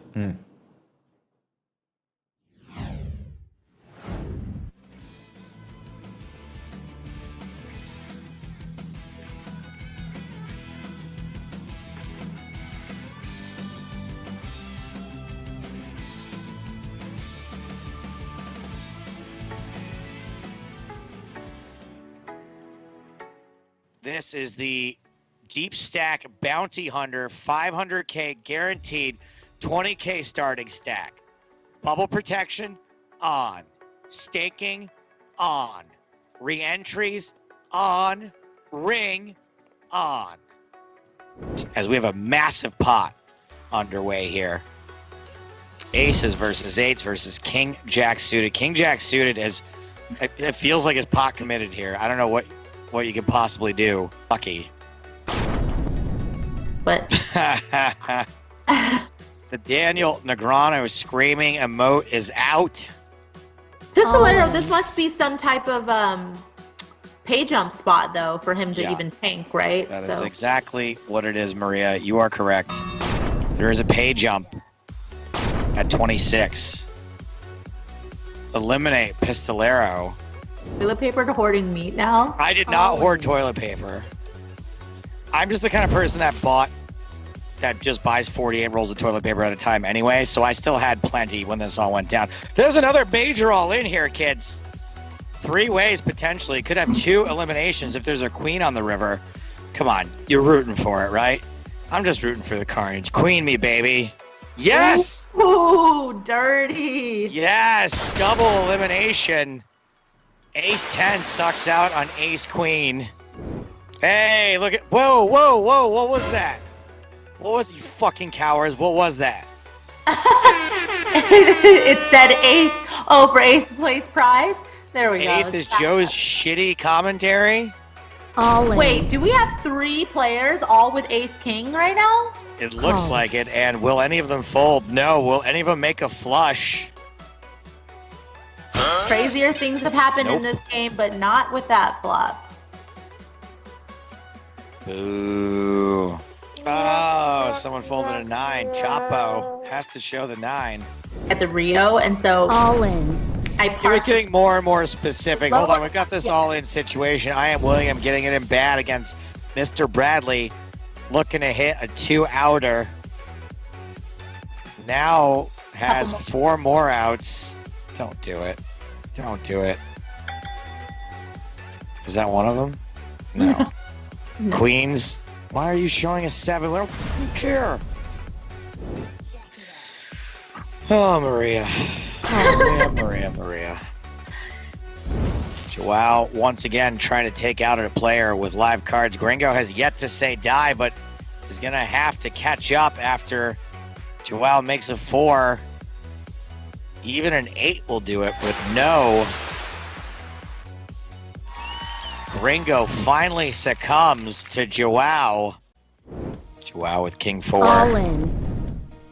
Gets shoved on by Chapo. Once again, gonna try to get the scalpo of Chapo. And once again, it looks like Chapo is gonna double up. No, it's a 4 on the turn. Chapo needs a 5 or an ace. Doesn't find it on the river. Chapo eliminated in 4th. Fish Uncle all in. Joao calling with Jack 9 once again with the opportunity to eliminate a player with live cards. So far, King High is out in front, and boy, oh boy, it's a lot more outs for Jack 9 on the turn. The river is an 8. That's the straight for Joao. There goes Fish Uncle. I think 20 big blinds is All the in. perfect stack size to go for a limp shove in this spot, and Call. it's just unfortunate. Limp shove it is. Howdy, Texas, at risk. Needs to hit a 3. Nope, drawing dead on the turn. It's game over. GG, as they say on GGPoker. Howdy, Texas, eliminated in second place. $36,404, and it's Joao Valley.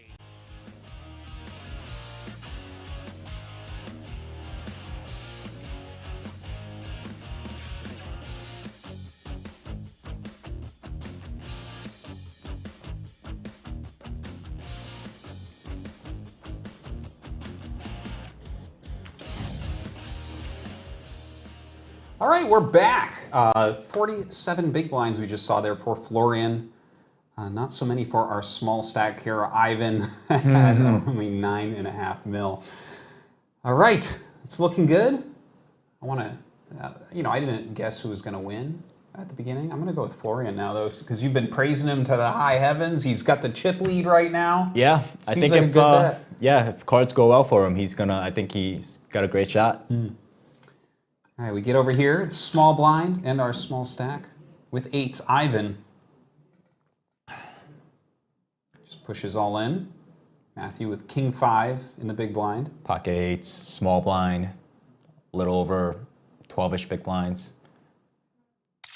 All in seems to be a clear play. And Matthew just folds. Mitro throwing away that king 3, folds around. Small blind versus big blind here. Matthew with the 7-6. And folds as well. Doesn't want to play into that big stack of Florian, I guess, with the ace-jack. Understandable.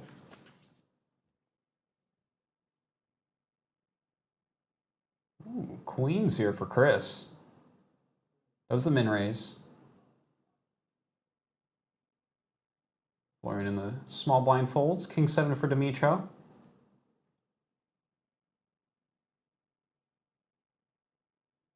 Thinking a bit. I think you should call this. He does cover Chris. Or a raise. Yeah, raise is aggressive, but yeah, okay. Okay. I could be down with it. Chris now has to decide what he wants to do. It does look very strong, 3 betting from the big blind. But yeah, not when Chris has queens. Right? Yeah. He's definitely considering. What are the options that he's actually considering here? I think Chris has to shove here. His queens are likely to be best hand. His hand needs protection. You don't want to see a king or ace on the flop. And if Dimitro has like 10s or jacks, he's going to go, oh. Folds it. Wait, that might have been a...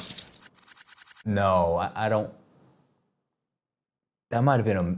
I don't think so. I think that was a misclick where he got disconnected because he had a lot of time on the chess clock. Yeah, he did. And it said this like some timed out or something. Did you see that? Did it go to timeout? I'm not sure. I don't think that was. I think that was. I don't think he meant to fold that one. Wow. Yeah, I don't think so. Because I was gonna say if it's a misclick, we esports now, but yeah, because if you're gonna fold, he would still be thinking about it. You know what I mean? And it was a small. And it was a small. Yeah, I think something happened there. That's very unfortunate for Chris. Yeah, too bad. At a final table, very unfortunate for him. Wow. Yeah.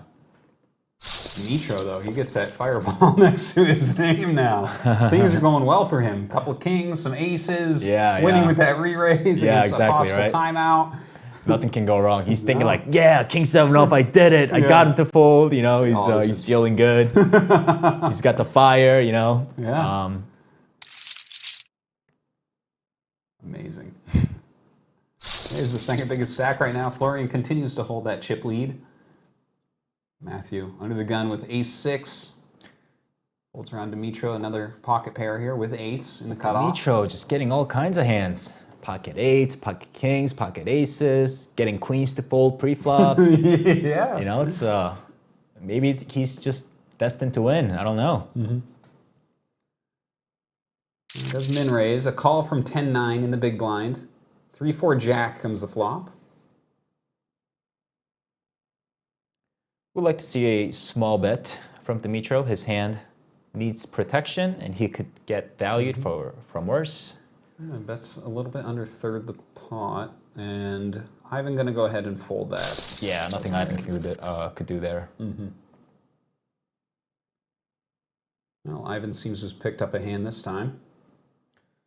There's some folds around. Chris on the button here with ace-queen suited. He's still got to be a little steamed up about the queen's fold or the disconnect, whatever happened. But he does get ace-queen of hearts here, so... Oh, and he's got to get... Yeah, they both got the ice cubes next to their names, too, here. So they have not been so lucky.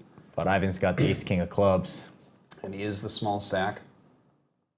Yeah, and there's no way Chris is getting away here. Button versus small blind. Ace-queen of hearts. Yeah, insta-calls right there. Yep. Needs a queen or hearts. Well, there you have it. Queen on the flop, 4 on the turn. He needs a king and only a king. And it is a 6, so Ivan going to be out of here. A little bit unfortunate for him there, not running super well, but Chris gets a big boost to his stack. Ivan goes home with $46,000. And we are down to 5-handed. Looking at the chip distribution, Matthew and Stanley are the short stacks. They still have about 20 big blinds. Considering everything, it's not that bad. Everyone's still bunched up together. Florian is the chip leader, but as you guys can see, one double up that flips. So it's really anyone's game here. Well, he raised it up to about three big blinds from the small blind with 5-6 suited. Dimitro with ace-7 goes ahead and calls that. Flop comes ace-6 ace. Florian betting out. And Dimitro here, I mean, with those aces, just calls. Jack on the turn. And no reason for Florian to bet again, I don't think.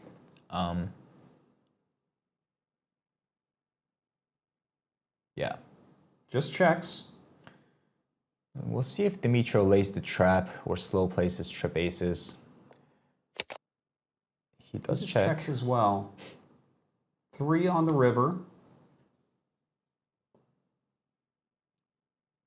I think Florian can bet something really small, some block bet, you know, set his own price. Because if he checks and Dimitro bets, it's going to be in a tough spot. But, you know. Well, he does check. Dimitro going into the think tank a bit. Yeah, he's definitely betting. He's thinking about what sizing he wants to use. All right, 5 million, over half pot. So Dimitro is saying that he has the exact kind of hand that he has, the ace with the low kicker. Or even something like King Jack can use. I think King Jack would use a smaller sizing, but I mean, it's probably okay. So Florian has to figure out what are his bluffs. Obviously, diamonds missed. And a great fold by Florian, actually. Yeah.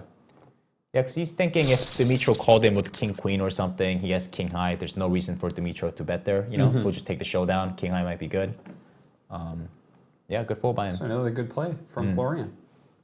And he retains that chip lead, even though Dimitro takes a chunk out of him. All right, Matthew here in the cutoff with ace-2. Yeah, I think he's got to fold this. Just into 2 chip leaders. But he thinks otherwise. Yeah, gonna min raise it up. Stanley here on the button with 4s. He's thinking ace is an ace, you know? An ace is an ace. Ace is an ace. And he flops an ace. Ace-9 queen on the board. Stanley checks.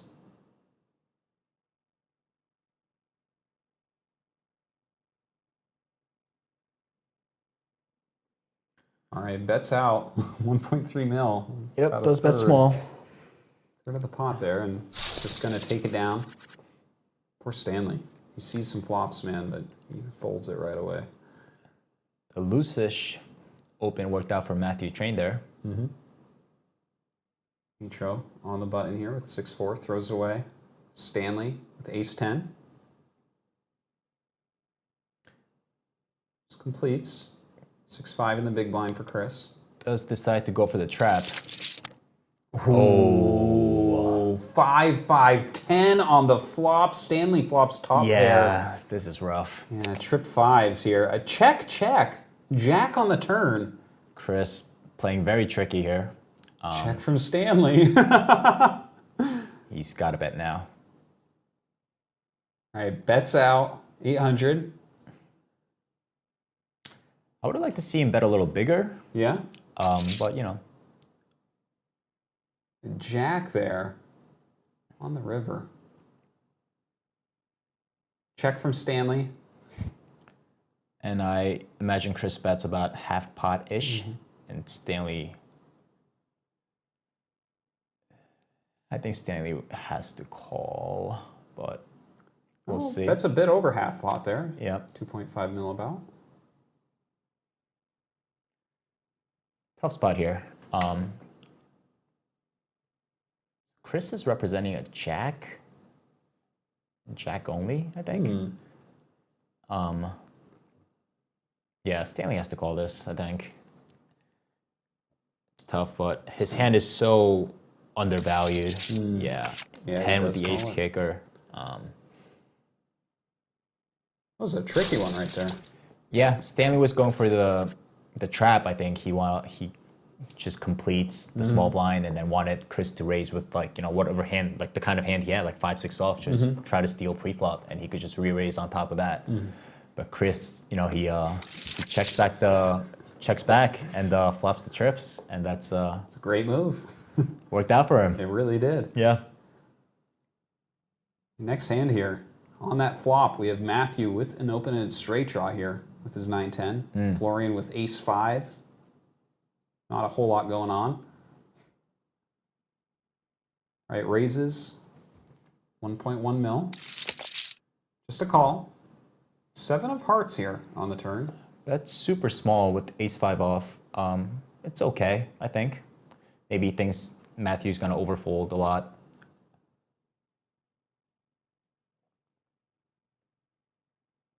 Matthew's still with that draw. He does have a flush draw in there. Both do.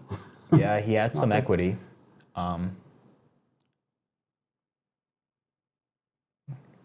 guess Matthew is thinking about leading out here, but I wouldn't really like that. Running down his clock a bit here. Just checks. Maybe he was going for the reverse strength kind of tell, you know, like make it look like he has some kind of a hand. It's kind of tank. Okay. Make Florian check, you know what I mean? And try to see a free river. Try to get a completely free river. Yeah.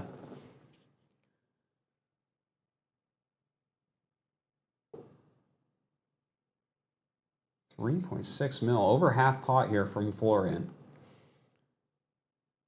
Florian, in blast mode here, just got the ace high with a 5 high flush draw. Really wants to put the pressure on. And Matthew calls the turn. Gets a 10. A 10 on the river.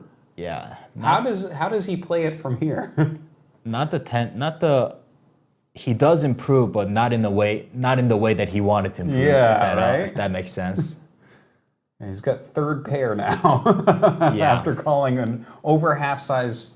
You know, I really didn't like Florian's bet on the turn, but once you get here like this on by the river, you might, wow.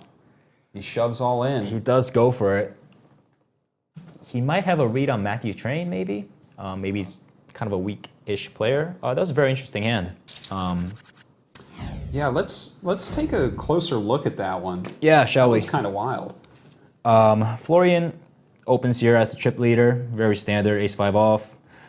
Matthew Train, he has about 20 big blinds, getting good odds. He's going to peel. Flop comes Jack-Queen 4. Matthew Train, he checks.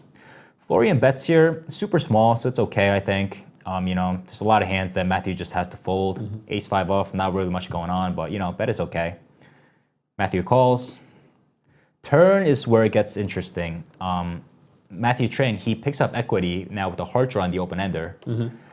And as you saw, he was tanking a little bit too. He wanted to do something, you know, maybe lead out, but he decides to check. And this is where Florian just goes into full blast mode here. This is a very aggressive play. It's not that it's bad I'm not saying that it's bad or good or anything, but it's very aggressive.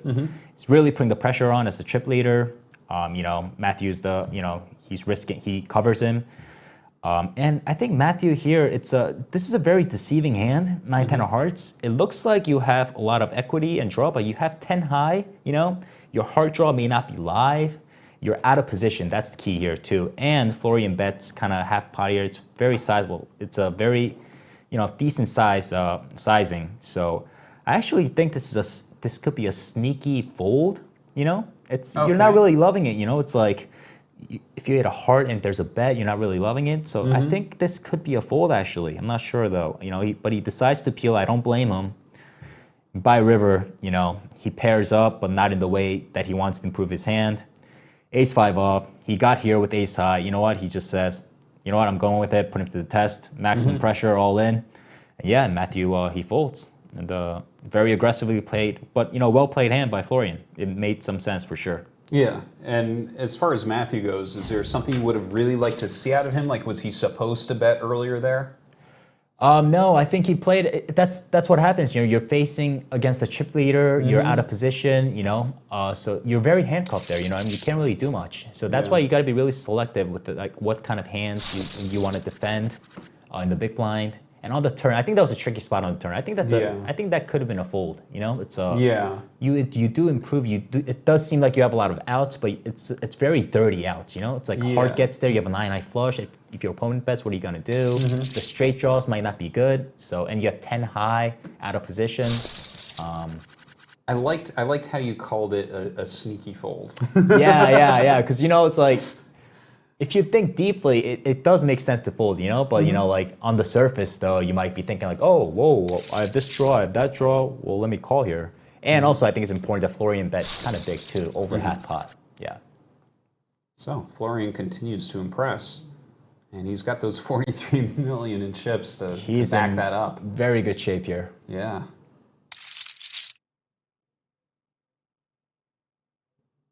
Okay. Get back into this action some.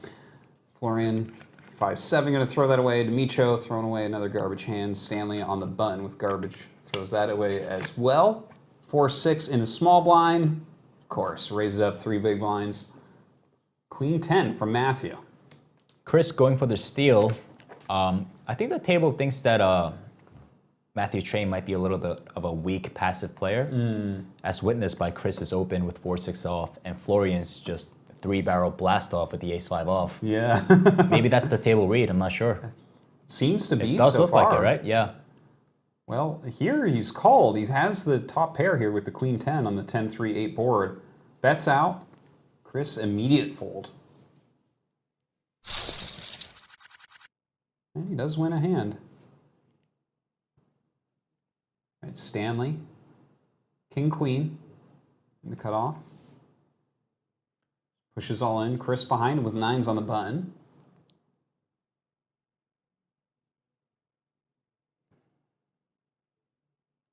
I think he'll call this. Florian covers him, so I don't think he wants to.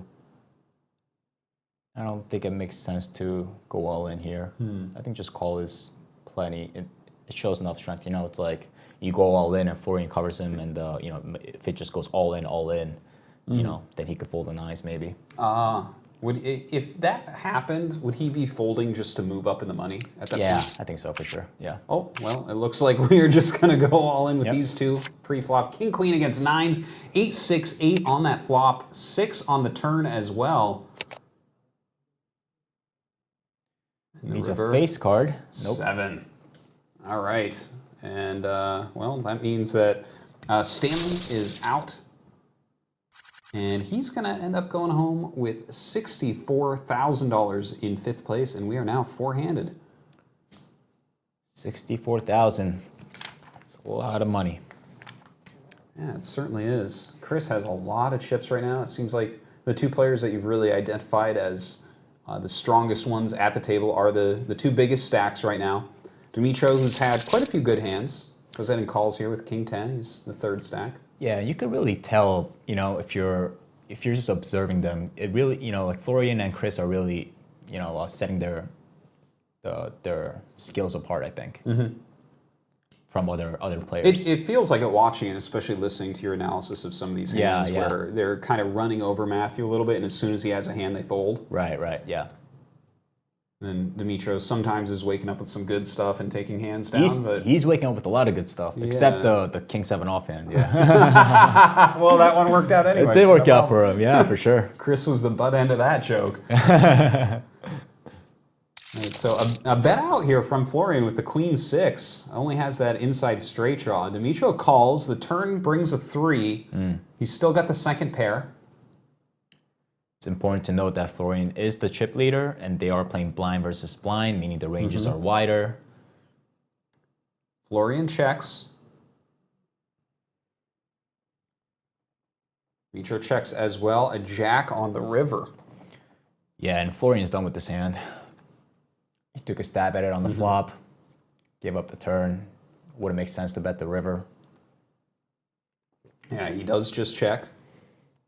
Dimitro checks as well, and will take that down with his second pair. Yep. Well played by both. Getting pretty close, though. Matthew is a little bit of a small stack. 9 deuce going to be folded. All right, the min raise here on the button with ace 10 of diamonds.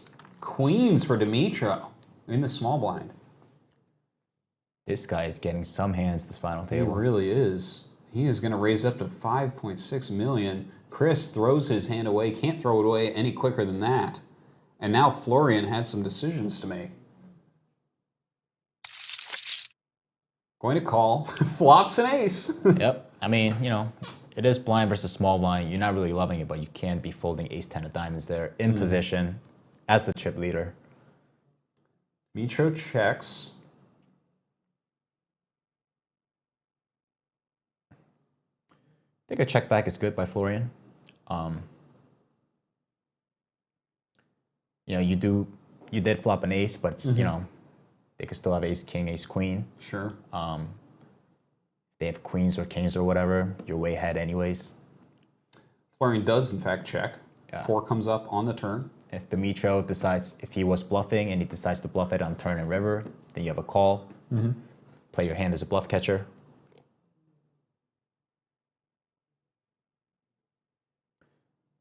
Dimitro.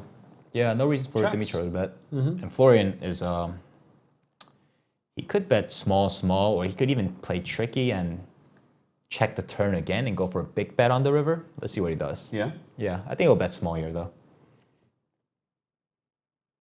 Small, small makes sense, yeah. Okay. About third of pot.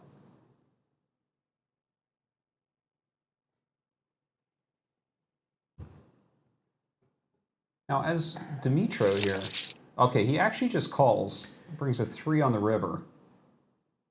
Yeah, it's a tough spot for Dimitro, actually. You would think that, you know, like facing a third bet, when you check twice with pocket queens in a 3-bet pot, it's an easy call. But if you think about Florian's hand, it's not like he has a lot of ace-x in his range when he calls the 3-bet. And it's not like he's betting like 10s or 9s on the turn, you know what I mean? So, but, you know, he is getting a good price, so he has to call, of course, probably. But it's not as of a great spot as it may look like. Sure. Well, he's checked to Florian here. Florian thinking long and hard.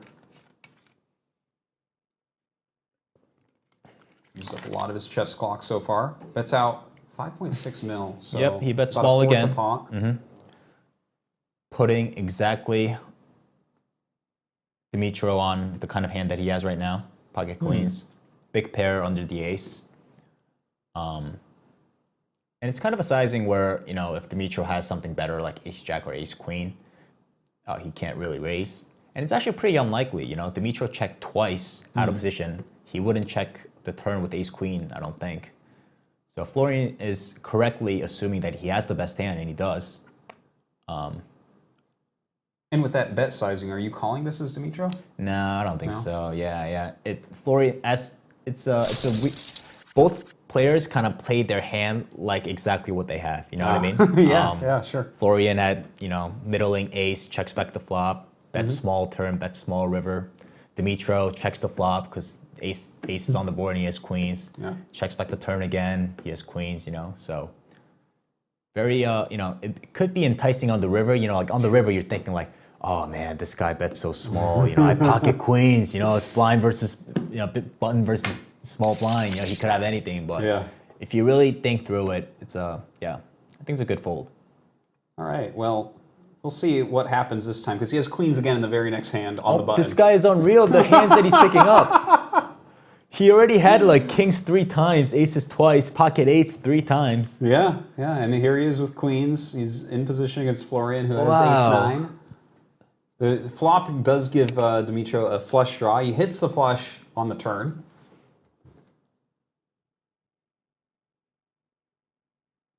Florian here. Not much of anything with his hand, it looks like. Yeah. Checks.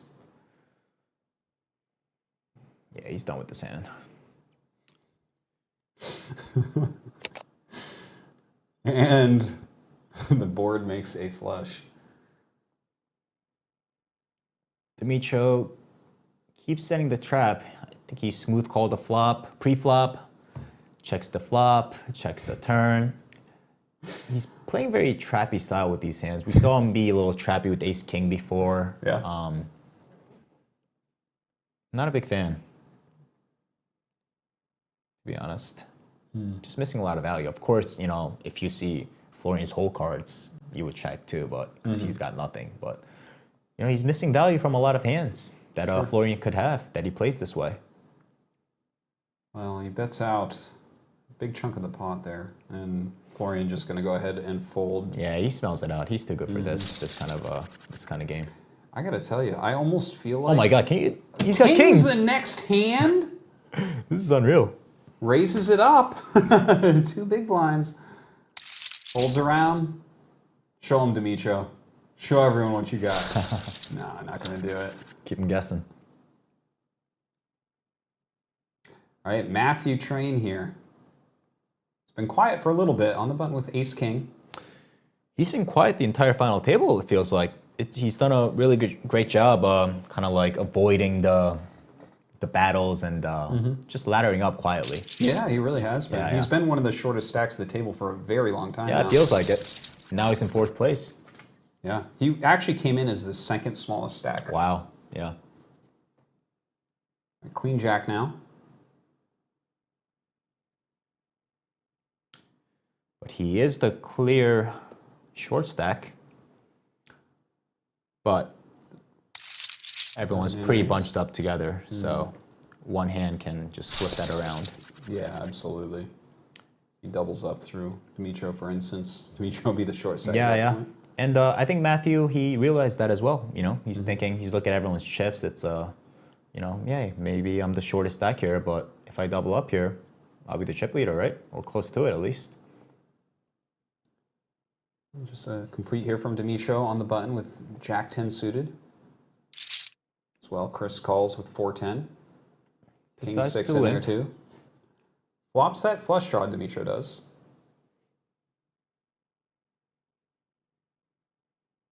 Couple of checks on Dimitro. Does the min bet. A little feeler bet, you know, see what everyone has, or Call there by Matthew. he is getting good odds, but yeah, I'm not sure about that call. If I were to continue, I would have liked the raise better. Yeah, you're just kind of blindly calling there with king high. I don't think it's a... Of course, you have 2 overs, you're getting good odds, but, you know. Well, the turn brought top pair for Dimitro, but he checked as well. 8 of diamonds there on the river, giving Dimitro a flush. Yeah, and I think this is a river Matthew's going to try to represent. That's half the pot. Not going to work out for him.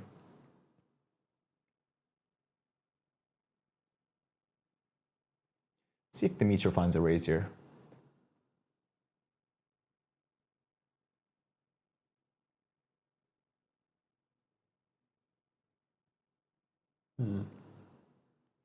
How often would you re-raise the way this hand was played in Dimitro's spot? I think calling is super reasonable. Yeah.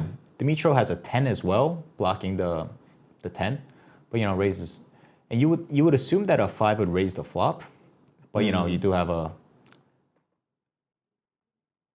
Yeah, I think Matthew bet half pot too, so I think I might like a call more than a raise, but you know, can't.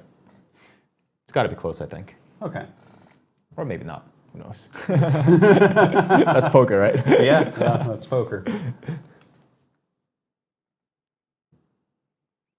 All right, folds around here. Small blind, king 6. He's got about 13 big blinds. King 6 off. Clear short stack into a clear chip leader. He's deciding if he wants to fold, call, or all in, or raise. Decides to complete. Do you like the calling? Is he just looking to hit a flop hard? He's, he is getting good odds to, there's the ante and the big blind. He only has to call half a big blind to, hopefully see a flop. But yeah, against the chip leader who's aggressive and knows what he's doing, could get tricky. Yeah, now he's got to fold. I don't know what he's thinking about, yeah. He tried to get in there, see a cheap flop maybe. Florian wasn't having that with the 4 deuce off, Yeah. Yeah, 4x is it, no problem. Yeah. Let's do it. Matthew here with the queen 3, going to throw it away. Florian with ace 7, just completes. Jack 4 for Demetrio in the big blind. 10 ace 5, 3 hearts. Oh, top pair there for Florian. Just does the min bet. Demetrio does have that flush draw and calls. Turns the flush. But that is a second pair for Florian. Florian checks. Going to check there as well. 10 on the river. No reason for Florian to bet here. No. He's praying that Demetrio doesn't bet. Just checks it over to Demetrio. I wouldn't be surprised if Demetrio checks back here, but he does bet. He does find the value bet. Yeah, 2/3 the pot there. Yeah. And Florian going to throw that one away. Good fold by Florian. Yeah, Demetrio almost second in chips now. Matthew here with the 7-4. Throw that one away. Florian still our chip leader. Gets rid of his garbage hand there. 2 middling stacks here. They really don't want to tangle with each other with a clear short stack in Matthew's train. Demetrio, 4 X's, and Chris calls with the king 7 of spades. That is quite the flop there for a 5-9, huh?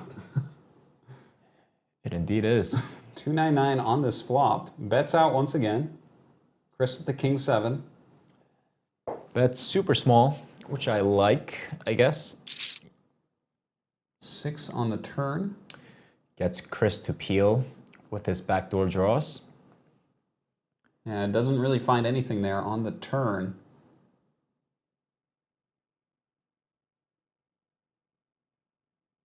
Demetrio checks. Let's see if this trap works out for Demetrio. Chris got to be careful here because Demetrio bet super small on the flop. So Chris has to continue with a lot of his range. So it's very, very easy to overbluff here in this spot, Yeah. Because if Chris is calling hands like king 7 of spades, on the turn, it doesn't really connect. Well, what do you think about a third pot here? Um, I mean, obviously we can see he's not in Yeah. good shape, but right. Demetrio calls. Yeah, I would have just checked the turn, like the way I would have you just have to be really selective with your bluffs. And king high could still be good, so I would just check it back, but now on the river, your king high is probably not good now. Your opponent probably has ace high minimum. It's gonna get expensive if he wants to bluff this, and it's not gonna work. No. It's not gonna work. Demetrio checked once again, and there's a 6 million bet. Yeah, I really don't like this play. And Demetrio just calls him. Ooh. Chris really drops down in stack size there. Yeah, it's like Chris bets small turn and river, but like on that run out, like what are you trying to rep? You're not really betting a 6. You know, it's like trying to rep a 10, but yeah, I don't really like the. That's what happens, you know. It's you really have to be careful. If your opponent bets small on the flop and you decide to float, you call, but you know it's also important to give up sometimes. You know, not just blindly bet if your opponent checks. Now Dimitro is right up there with Florian as far as stack size goes. Matthew, gonna push all in on the small blind here with King 6. Does get Florian to fold. Decides to make a stand with the King 6 of clubs. It's very reasonable. And the blind's gonna be going up. Right, $1 million now. King 10, all in on the button here. Dimitro with King 10 of his own. I'm gonna go ahead and fold that. Aggression pays off to fold the same hand. It's kind of crazy now, Chris and Matthew at the about the same size stacks. Chris definitely one of our big guns coming into the table. That one hand. All right, looks like a 6-3 going up against a Jack-9 here. 2-8-7 flop. We have that inside straight draw for Chris. Not a whole lot going on for Florian. A couple running draws. That's out 1.4. Interested to see how Chris continues here. He cannot fold. I think raise or, yeah, makes sense. Good play by him. And Florian gonna fold. Yeah, makes sense. Time for him to rebuild that stack, I guess. Florian here with ace-10 suited. Gonna Dimitro with the queens. Are this you guy. kidding me? How many queens has he actually gotten? He's gotten the 2% hands like 20 times this final table. It's crazy. 22 VPIP on fire. And it's against ace-10 again, by the way. And he continues to slow play. This is so funny. Oh This my guy's so God. funny. He's always slow playing these things. 2 Jack-Jack flop check from Florian. Yeah, I really don't like this check. Your hand, I mean, King on the turn. you got to bet here to get value from like the 5s, 6s, 7s that Florian can have. Your also needs protection against random ace or king highs. 5 on the river. This is a weird hand. Yeah, no reason for Florian to bet here, and I'm like Dimitro. Guess you could find a small bet, maybe. Yeah, bets out 1/3 of the pot. Florian might have had enough of this guy, you know? It's like, you know, we got to keep in mind that he's not seeing, he doesn't know what Dimitro has, right? Yeah. So you could just be like, this guy's just full of shit. Now, this is happening way too many times where I open, you call, Yeah. check, and bets the river. But he does find a, you know, he does find a good fold. By the way, if you were Florian, which I'm starting to suspect you are because he does everything you say, after a table like this, would you go back and watch this VOD to try to figure out, like, 100%. what did he actually have? Yeah, definitely, for sure. And then pat yourself on the back all day as you're folding against queens. Right? I'd be very curious if I was him. It's just like, does this guy really just have it? And it's like, but he's showing very good discipline too. You know, it's so easy to be like, all right, this is enough. I gotta make a stand. You know what I mean? It's like, all right, what do you have? What do you have? Just click call. It's so easy, right? Just you click call. It's so easy, but you know, it takes big discipline to, so. And just like that though, it looks like Dimitro is now the chip leader. Yeah. Gonna steal that one. Florian just completed. Not gonna be able to stand up to the raise though of Dimitro. All right, 10-5 here for Dimitro. In the small blind, just folds it around to Chris with the queen 4.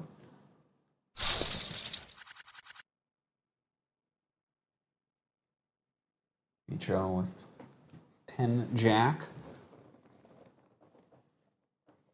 Just does the min raise. Matthew has ace 6. I think he's got to shove this.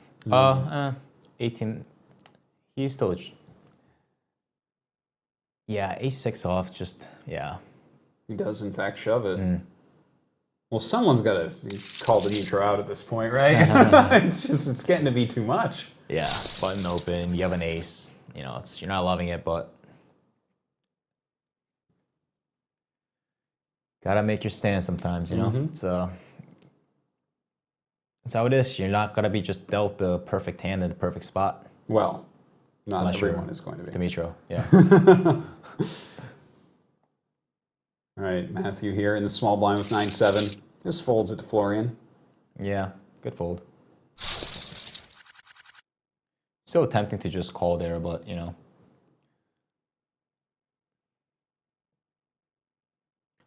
King 7 should still be a fold into 2 chip leaders. Actually, min raises. Does open. Oh, it's gonna work out from here. Right, picks up those blinds. That makes Chris the small stack now. Dimitro with the 2-10. Chris with 17 big blinds. See if Dimitro gets a little feisty here. Yeah, he does. 2.5 big blinds he makes it. I think Chris can call or shove. Probably shove. Yeah. Shoves it with that ace-9 of diamonds. Dimitro gonna fold.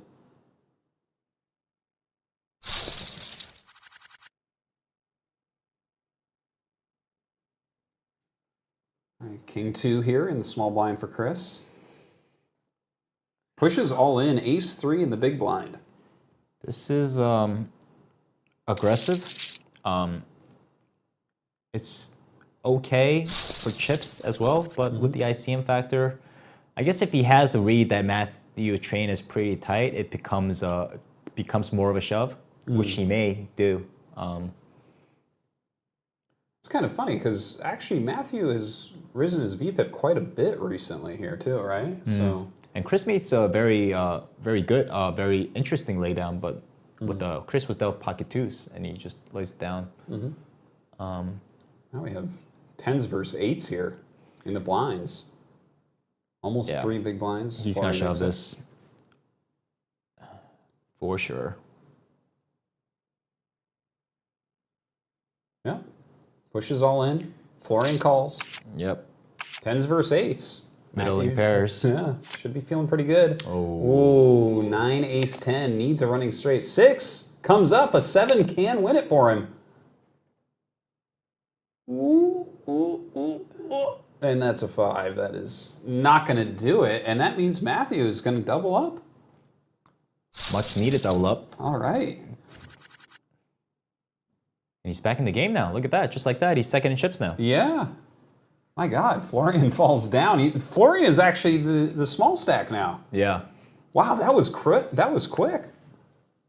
Look at these chip stacks. Everyone's this is really anyone's game here. Yeah. Oh God. Yeah, Florian getting very unlucky. Oh, well, I mean, I guess he's ahead. He's going to be met with the call, though, but... Ace, queen, the shove of the 2s, and the call. All right, 5, 10, jack. Needs a king, queen, or ace. 7 on the turn. A lot of outs. Yeah. A lot of outs. He's...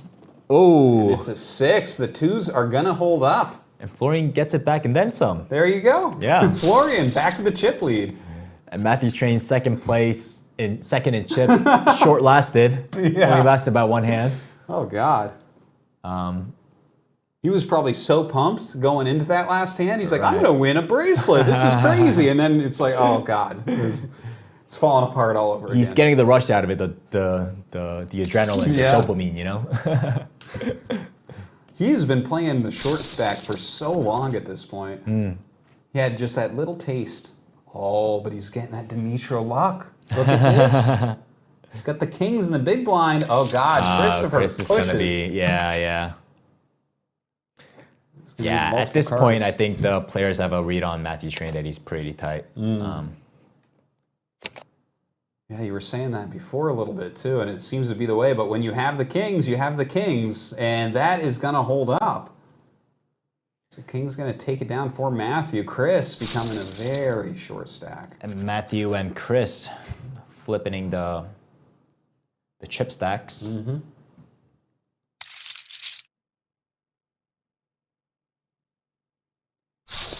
to Florian. Ace Queen for Matthew. Does the min raise. Demetrio with 5-9 here in the big blind. Calls it. 7-3-6. All right, so we do have some draws here, inside straight. Double gutter, it looks like. 8 and a 4 can do it. Yep. 6 on the turn. Yeah, Demetrio has to bet here. I don't think he has to bet anything big.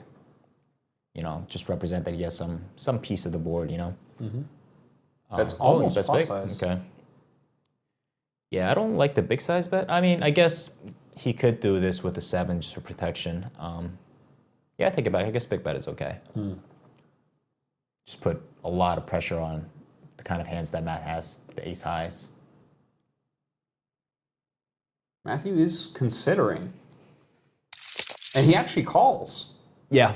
And look at that. The river brings a 10, so I guess technically Matthew does have the best hand here. Total brick. Demetrio bets here again, big. He's saying he has a 6. And he bets over pot size.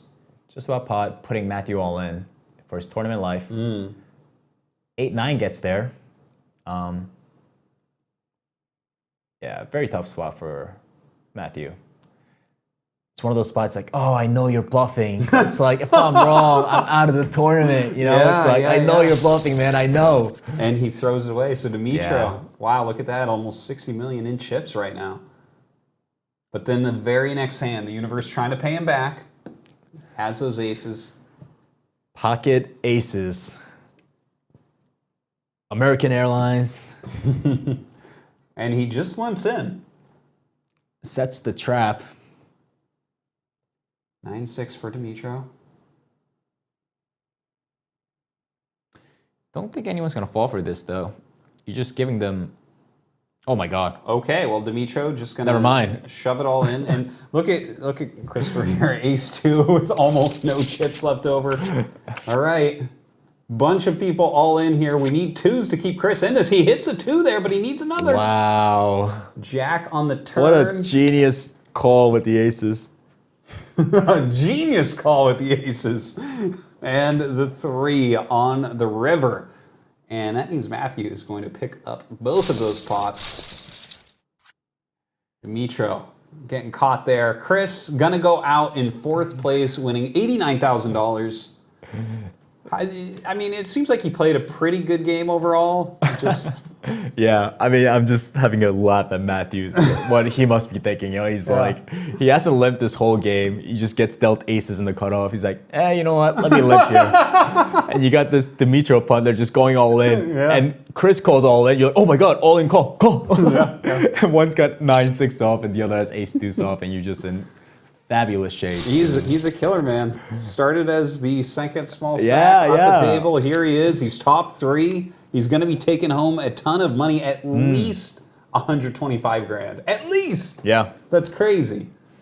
ICM deal. He asks. Oh, he's asking for a deal. I don't think GG allows any deals to be made. Oh, okay. There's no deal, says Florian. Look at that. You are Florian. I'm starting to figure this one out. Oh, my God. Yeah, no deals. What are you guys doing? So, you know, you're playing for there are no deals made, you know. Well, you're going to chop the bracelet up? Come on. Yeah, chop the money. It's, come on. All right, so Embrace the variance, boys. You know, it's look at this hand. Okay, so Florian had the flush draw, right? And we had the inside straight for Demetrio, and then he run out a couple pairs. Demetrio did hit that jack on the river with his jack 10. All right. I'm going to take that one down, Florian.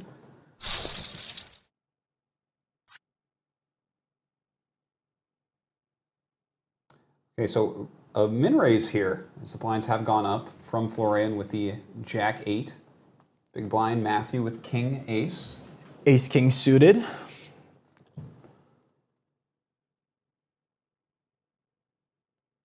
He's got about 25-ish big blinds, it looks like. A little more. Could shove, could 3-bet, call it off. Let's see what he does here.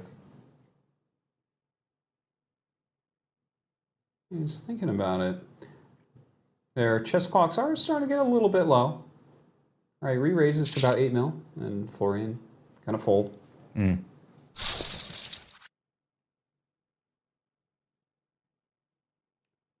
fold here. Gonna fold the 8 deuce. Florian picking up those blinds. Happy to pick it up with the 8-4 suited. Queen 7 raises it up. Dimitro with an ace. Ace 2 suited here in the big blind. Boy's got some chips to play now. Important to mention. 5-6-6 flop. Check from Dimitro.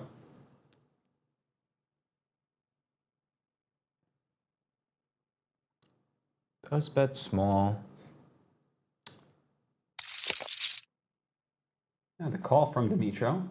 Jack on the turn.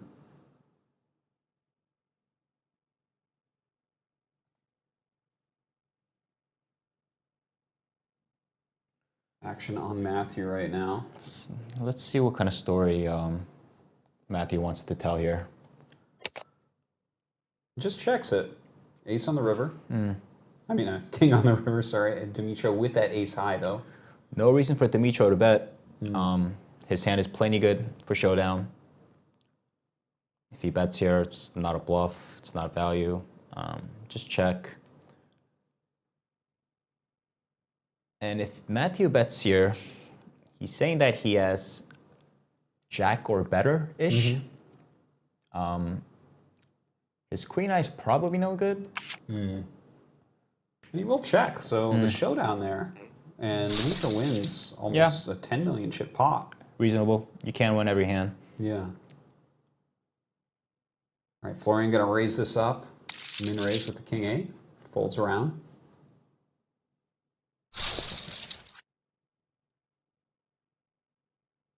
It's really interesting watching the table like evolve into different setups. Like it feels like we go from situations where there's a lot of shoving all in, and now we have these guys that actually all have pretty reasonable stacks compared to each other, right? And it feels like they're getting into figuring out where everyone's at again. Yeah, if that makes sense. Tournament play is very dynamic. It's very complicated. You have to have different gears for the early game, mid game, late game, final table, as the chip leader, middling stack, short stack.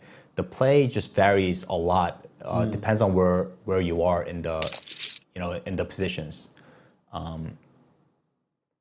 So now like when we first started the final table, 30 big blind was the chip leader. The shortest big blind with 9 big blinds with everyone middled in. So everyone was kind of like picking their spots, making sure that the shorter stacks bust before them. And now we're 3-handed now. Florian and Dimitro has chips. Matthew too. He still has he has close to 25 big blinds, which is plenty in this play. And he's right in it. If he doubles up, he's the chip leader. Yeah. So it's exciting times for them. And they're deep enough that it's not just going to be a shove fest. There's got to be flops played, turns, and rivers played. Unless you get a cooler spot like this. Oh my God, Dimitro, this guy just has kings again when... That's like his 4th kings that we've seen? At least, literally. This is 4th kings at the final table that we've seen. Queens 3 or 4 times. Aces, a couple times. Yeah. 8s several times. And now he has the kings against the queens.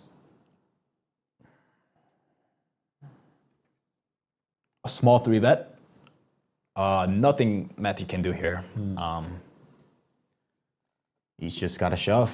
It's just what it is. Yeah. All right, he does shove it all in. Dimitro going to call. Matthew going to get the bad news. He needs to hit a queen here. 7-8-2. 5. Club won't help. Hit that flush, yeah. That is not a flush, and that is not a queen. So that means that Matthew going to be out in 3rd place, winning a cool $125,000 approximately. And that is pretty sick, considering how small he came in. And he was on a short stack for most of the time. Yeah, good ladder up by him. He came in as a second to last short stack, and he got third place. Yeah, that's a big win. Yeah, so yeah, props to him. So GG from Dimitro here. Yeah, and now we have a pretty deep heads up play. There's gonna be a lot of maneuvering here. Florian has 40 big blinds, at least, and Dimitro covers him. What a spot for these guys, though, huh? Yeah. Finally winding down, heads up for the title, the money, the glory. Yeah. You know, yeah. it's Oh, it's pretty crazy. it's exciting. And to see it go down like this, Dimitro was actually our least experienced poker player at this final table. So Okay. it's cool to see him here, vying for that bracelet. We have a lot of pushing back and forth here, and we have that nice straight draw there for Florian. He does end up taking it down. Yeah, I like the raise. Right, a raise here from Florian. King Queen calls. 7-9 Queen on that flop. So we have the open-ended straight for Florian. We have top pair for Dimitro. Would like to see a Raises call out. here. He probably has the best hand, but whoa, Wow. he does raise. Kind of big too. Yeah. Yeah, I'm not sure about this one. Yeah, so you get a turn like this, you know, it's just like, you know, on the flop, you probably have the best hand, but, you know, there's still turns and rivers to be played. And how are you liking the spot when turns an 8 like this and you have king, queen, and you raised on the flop? Oh, you know, yeah. You're just getting into Okay. it. Oh, and he still bets out here. Yeah, he bets like almost half pot there. And Florian calls. Yeah, Florian, he turned a pair, still has the open ender. 3 comes on the river. It is a spade. So that gives 3 spades on the board. Yeah, should be a scare card. Dimitro should check here. I think he kind of overplayed his hand already.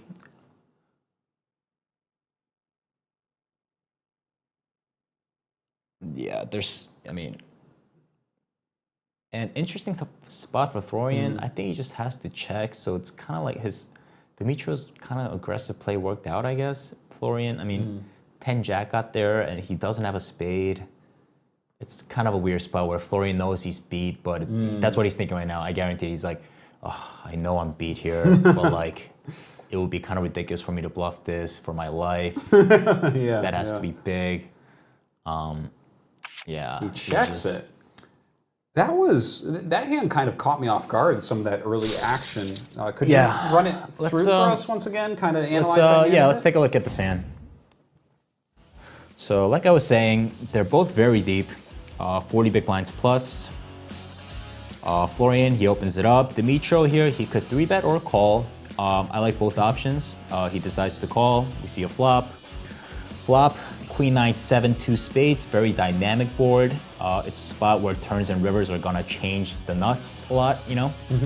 So Florian, he bets out, have about a third pot with his open ender, and Dimitro decides to raise here. Big raise too, over 3x. I know Florian bets small, but I'm not. It's a very aggressive play. You know, I think he's thinking. You know, he probably has the best hand right now. Like I was saying before, he probably has the best hand. But you know, you got to remember, there's still turns and rivers to be played, and you're out of position. Yeah. You know. So I just like a call. I just like a call in this spot. You know, the king queen hand. I know what he's thinking. You know, it's a very good hand. Obviously, you flop top pair. You know, second kicker. But yeah, I think it's better to just call. Florian check raises. He's in position. He gets check raised. I mean, so he calls. We see a turn. Turns an 8. This is what happens. I was saying that, you know, like now what are you gonna do if you're Dimitro? You know, it's like you just float the pot out of position.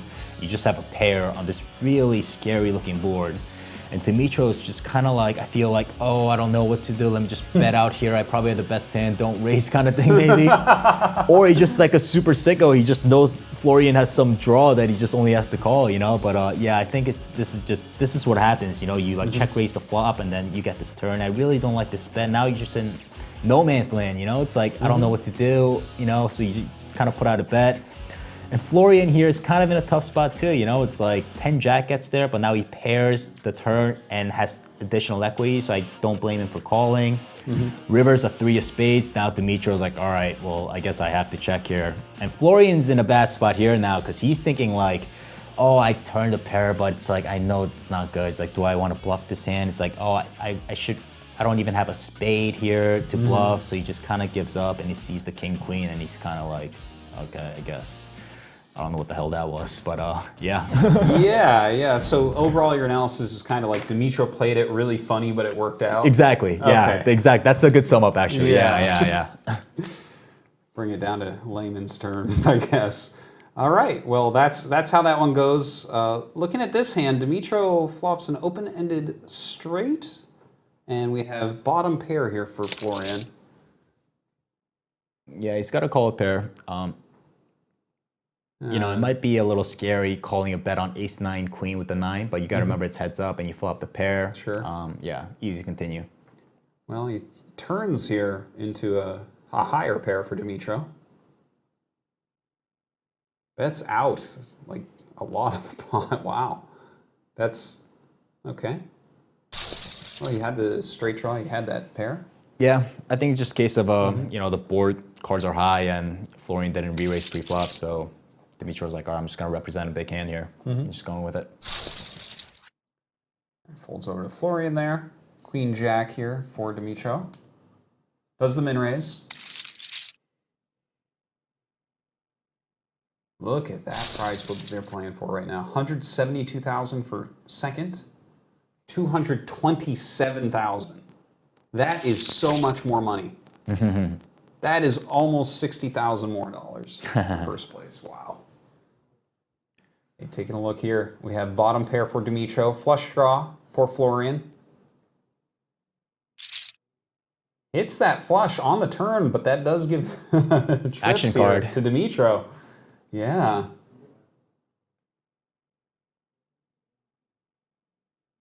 Dimitro bets out about half pot. Yeah, I don't really like this bet. I mean, I guess, you know, it's... And just calls, Florian does, but look at that river. It's like whatever Dimitro does just gets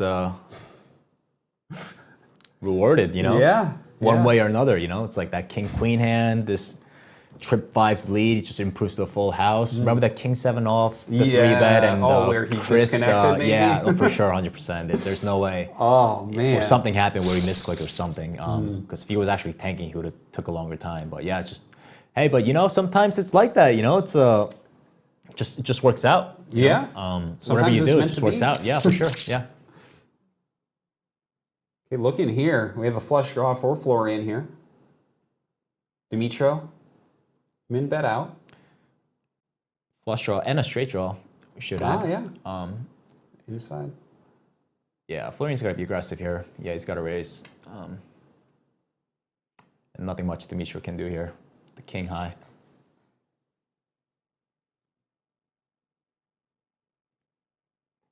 Still thinking about it a little bit.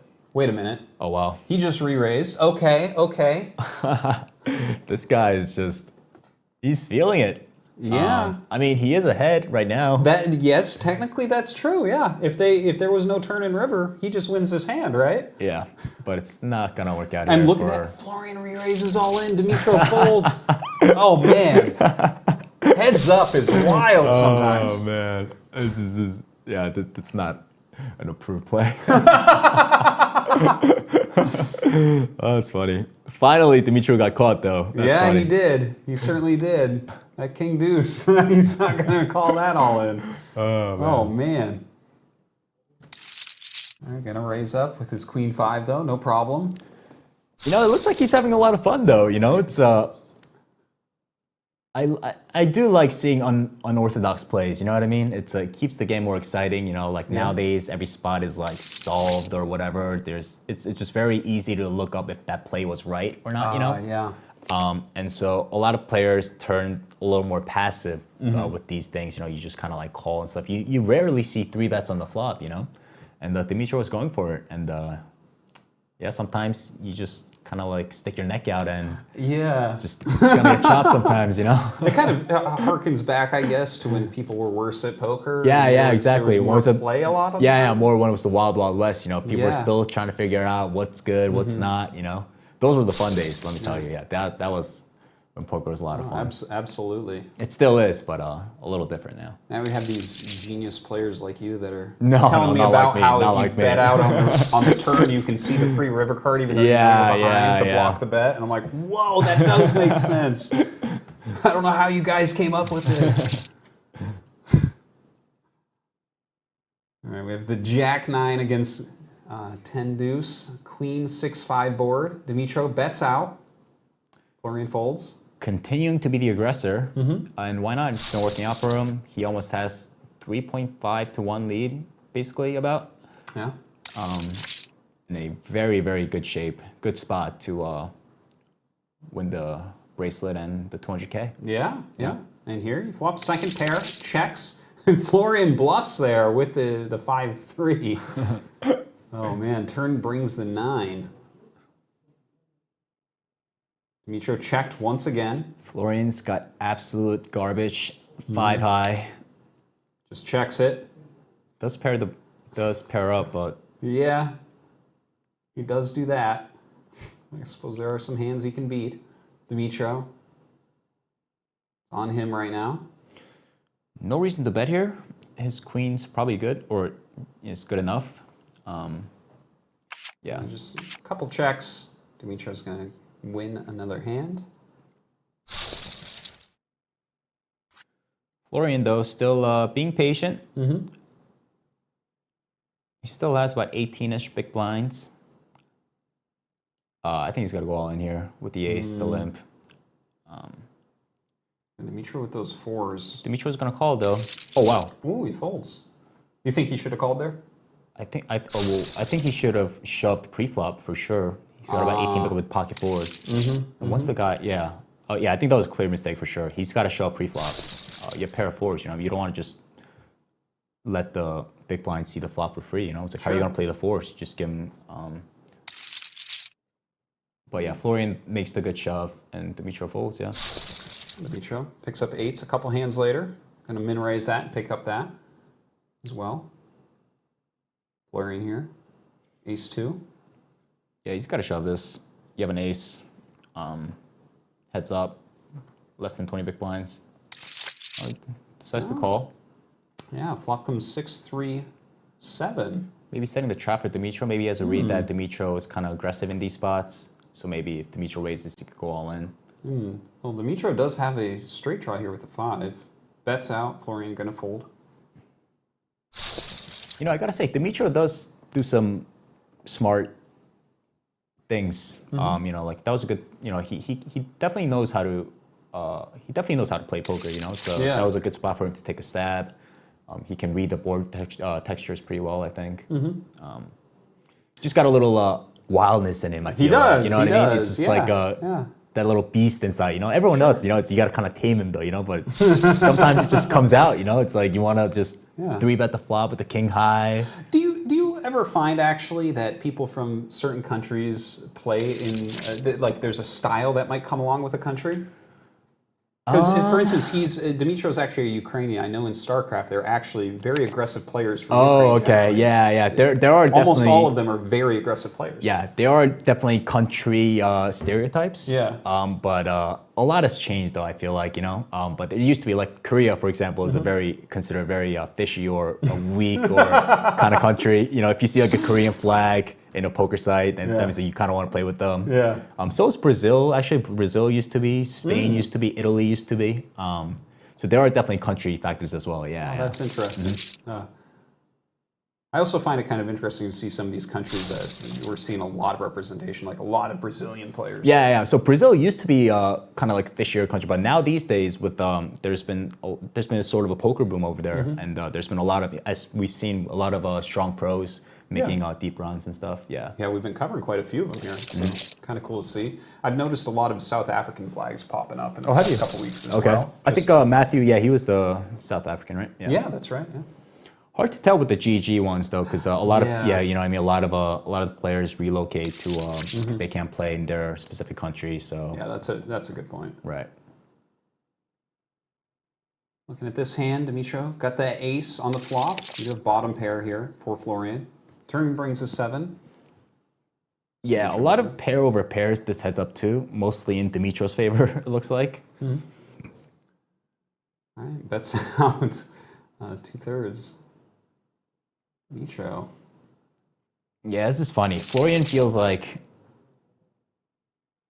he's got to feel like he's getting a little run over, or Dimitro's been getting out of line. But once Florian sees the replay, he's gonna know that he's made a lot of good folds, a lot of good plays. Yeah. But I don't blame him for. Certainly, you can't only measure yourself on whether or not you've won, right? Yeah. But you know, like when you don't see someone's whole cards and you keep folding to this guy at the hand over and over, you know, it's very reasonable to be frustrated or be curious, being like, am I just playing too tight versus him, or you know what I mean? Is this guy just way better than me or something? Yeah, or just am I just getting run over? You know, so it's no Florian, you're not getting run over. You're making good folds, good reads. Well, his stack is getting awfully low. He's got 10 bigs right now. Does flop this top pair with his king 3 on an 8 king 2 board. He does. Dimitro bet out after a check from Florian. Florian just calls. Yeah, no reason to raise. If he's bluffing, let him bluff. If you're beat, you're beat. So double check. 2 on the river. Florian bets out, and Dimitro is going to fold that. All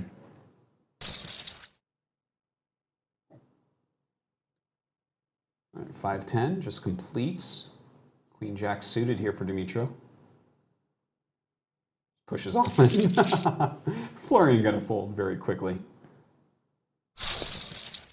Yeah, Florian needs a double up here. Oh, this could be it. Ooh, yeah, ace-7 for Dimitro.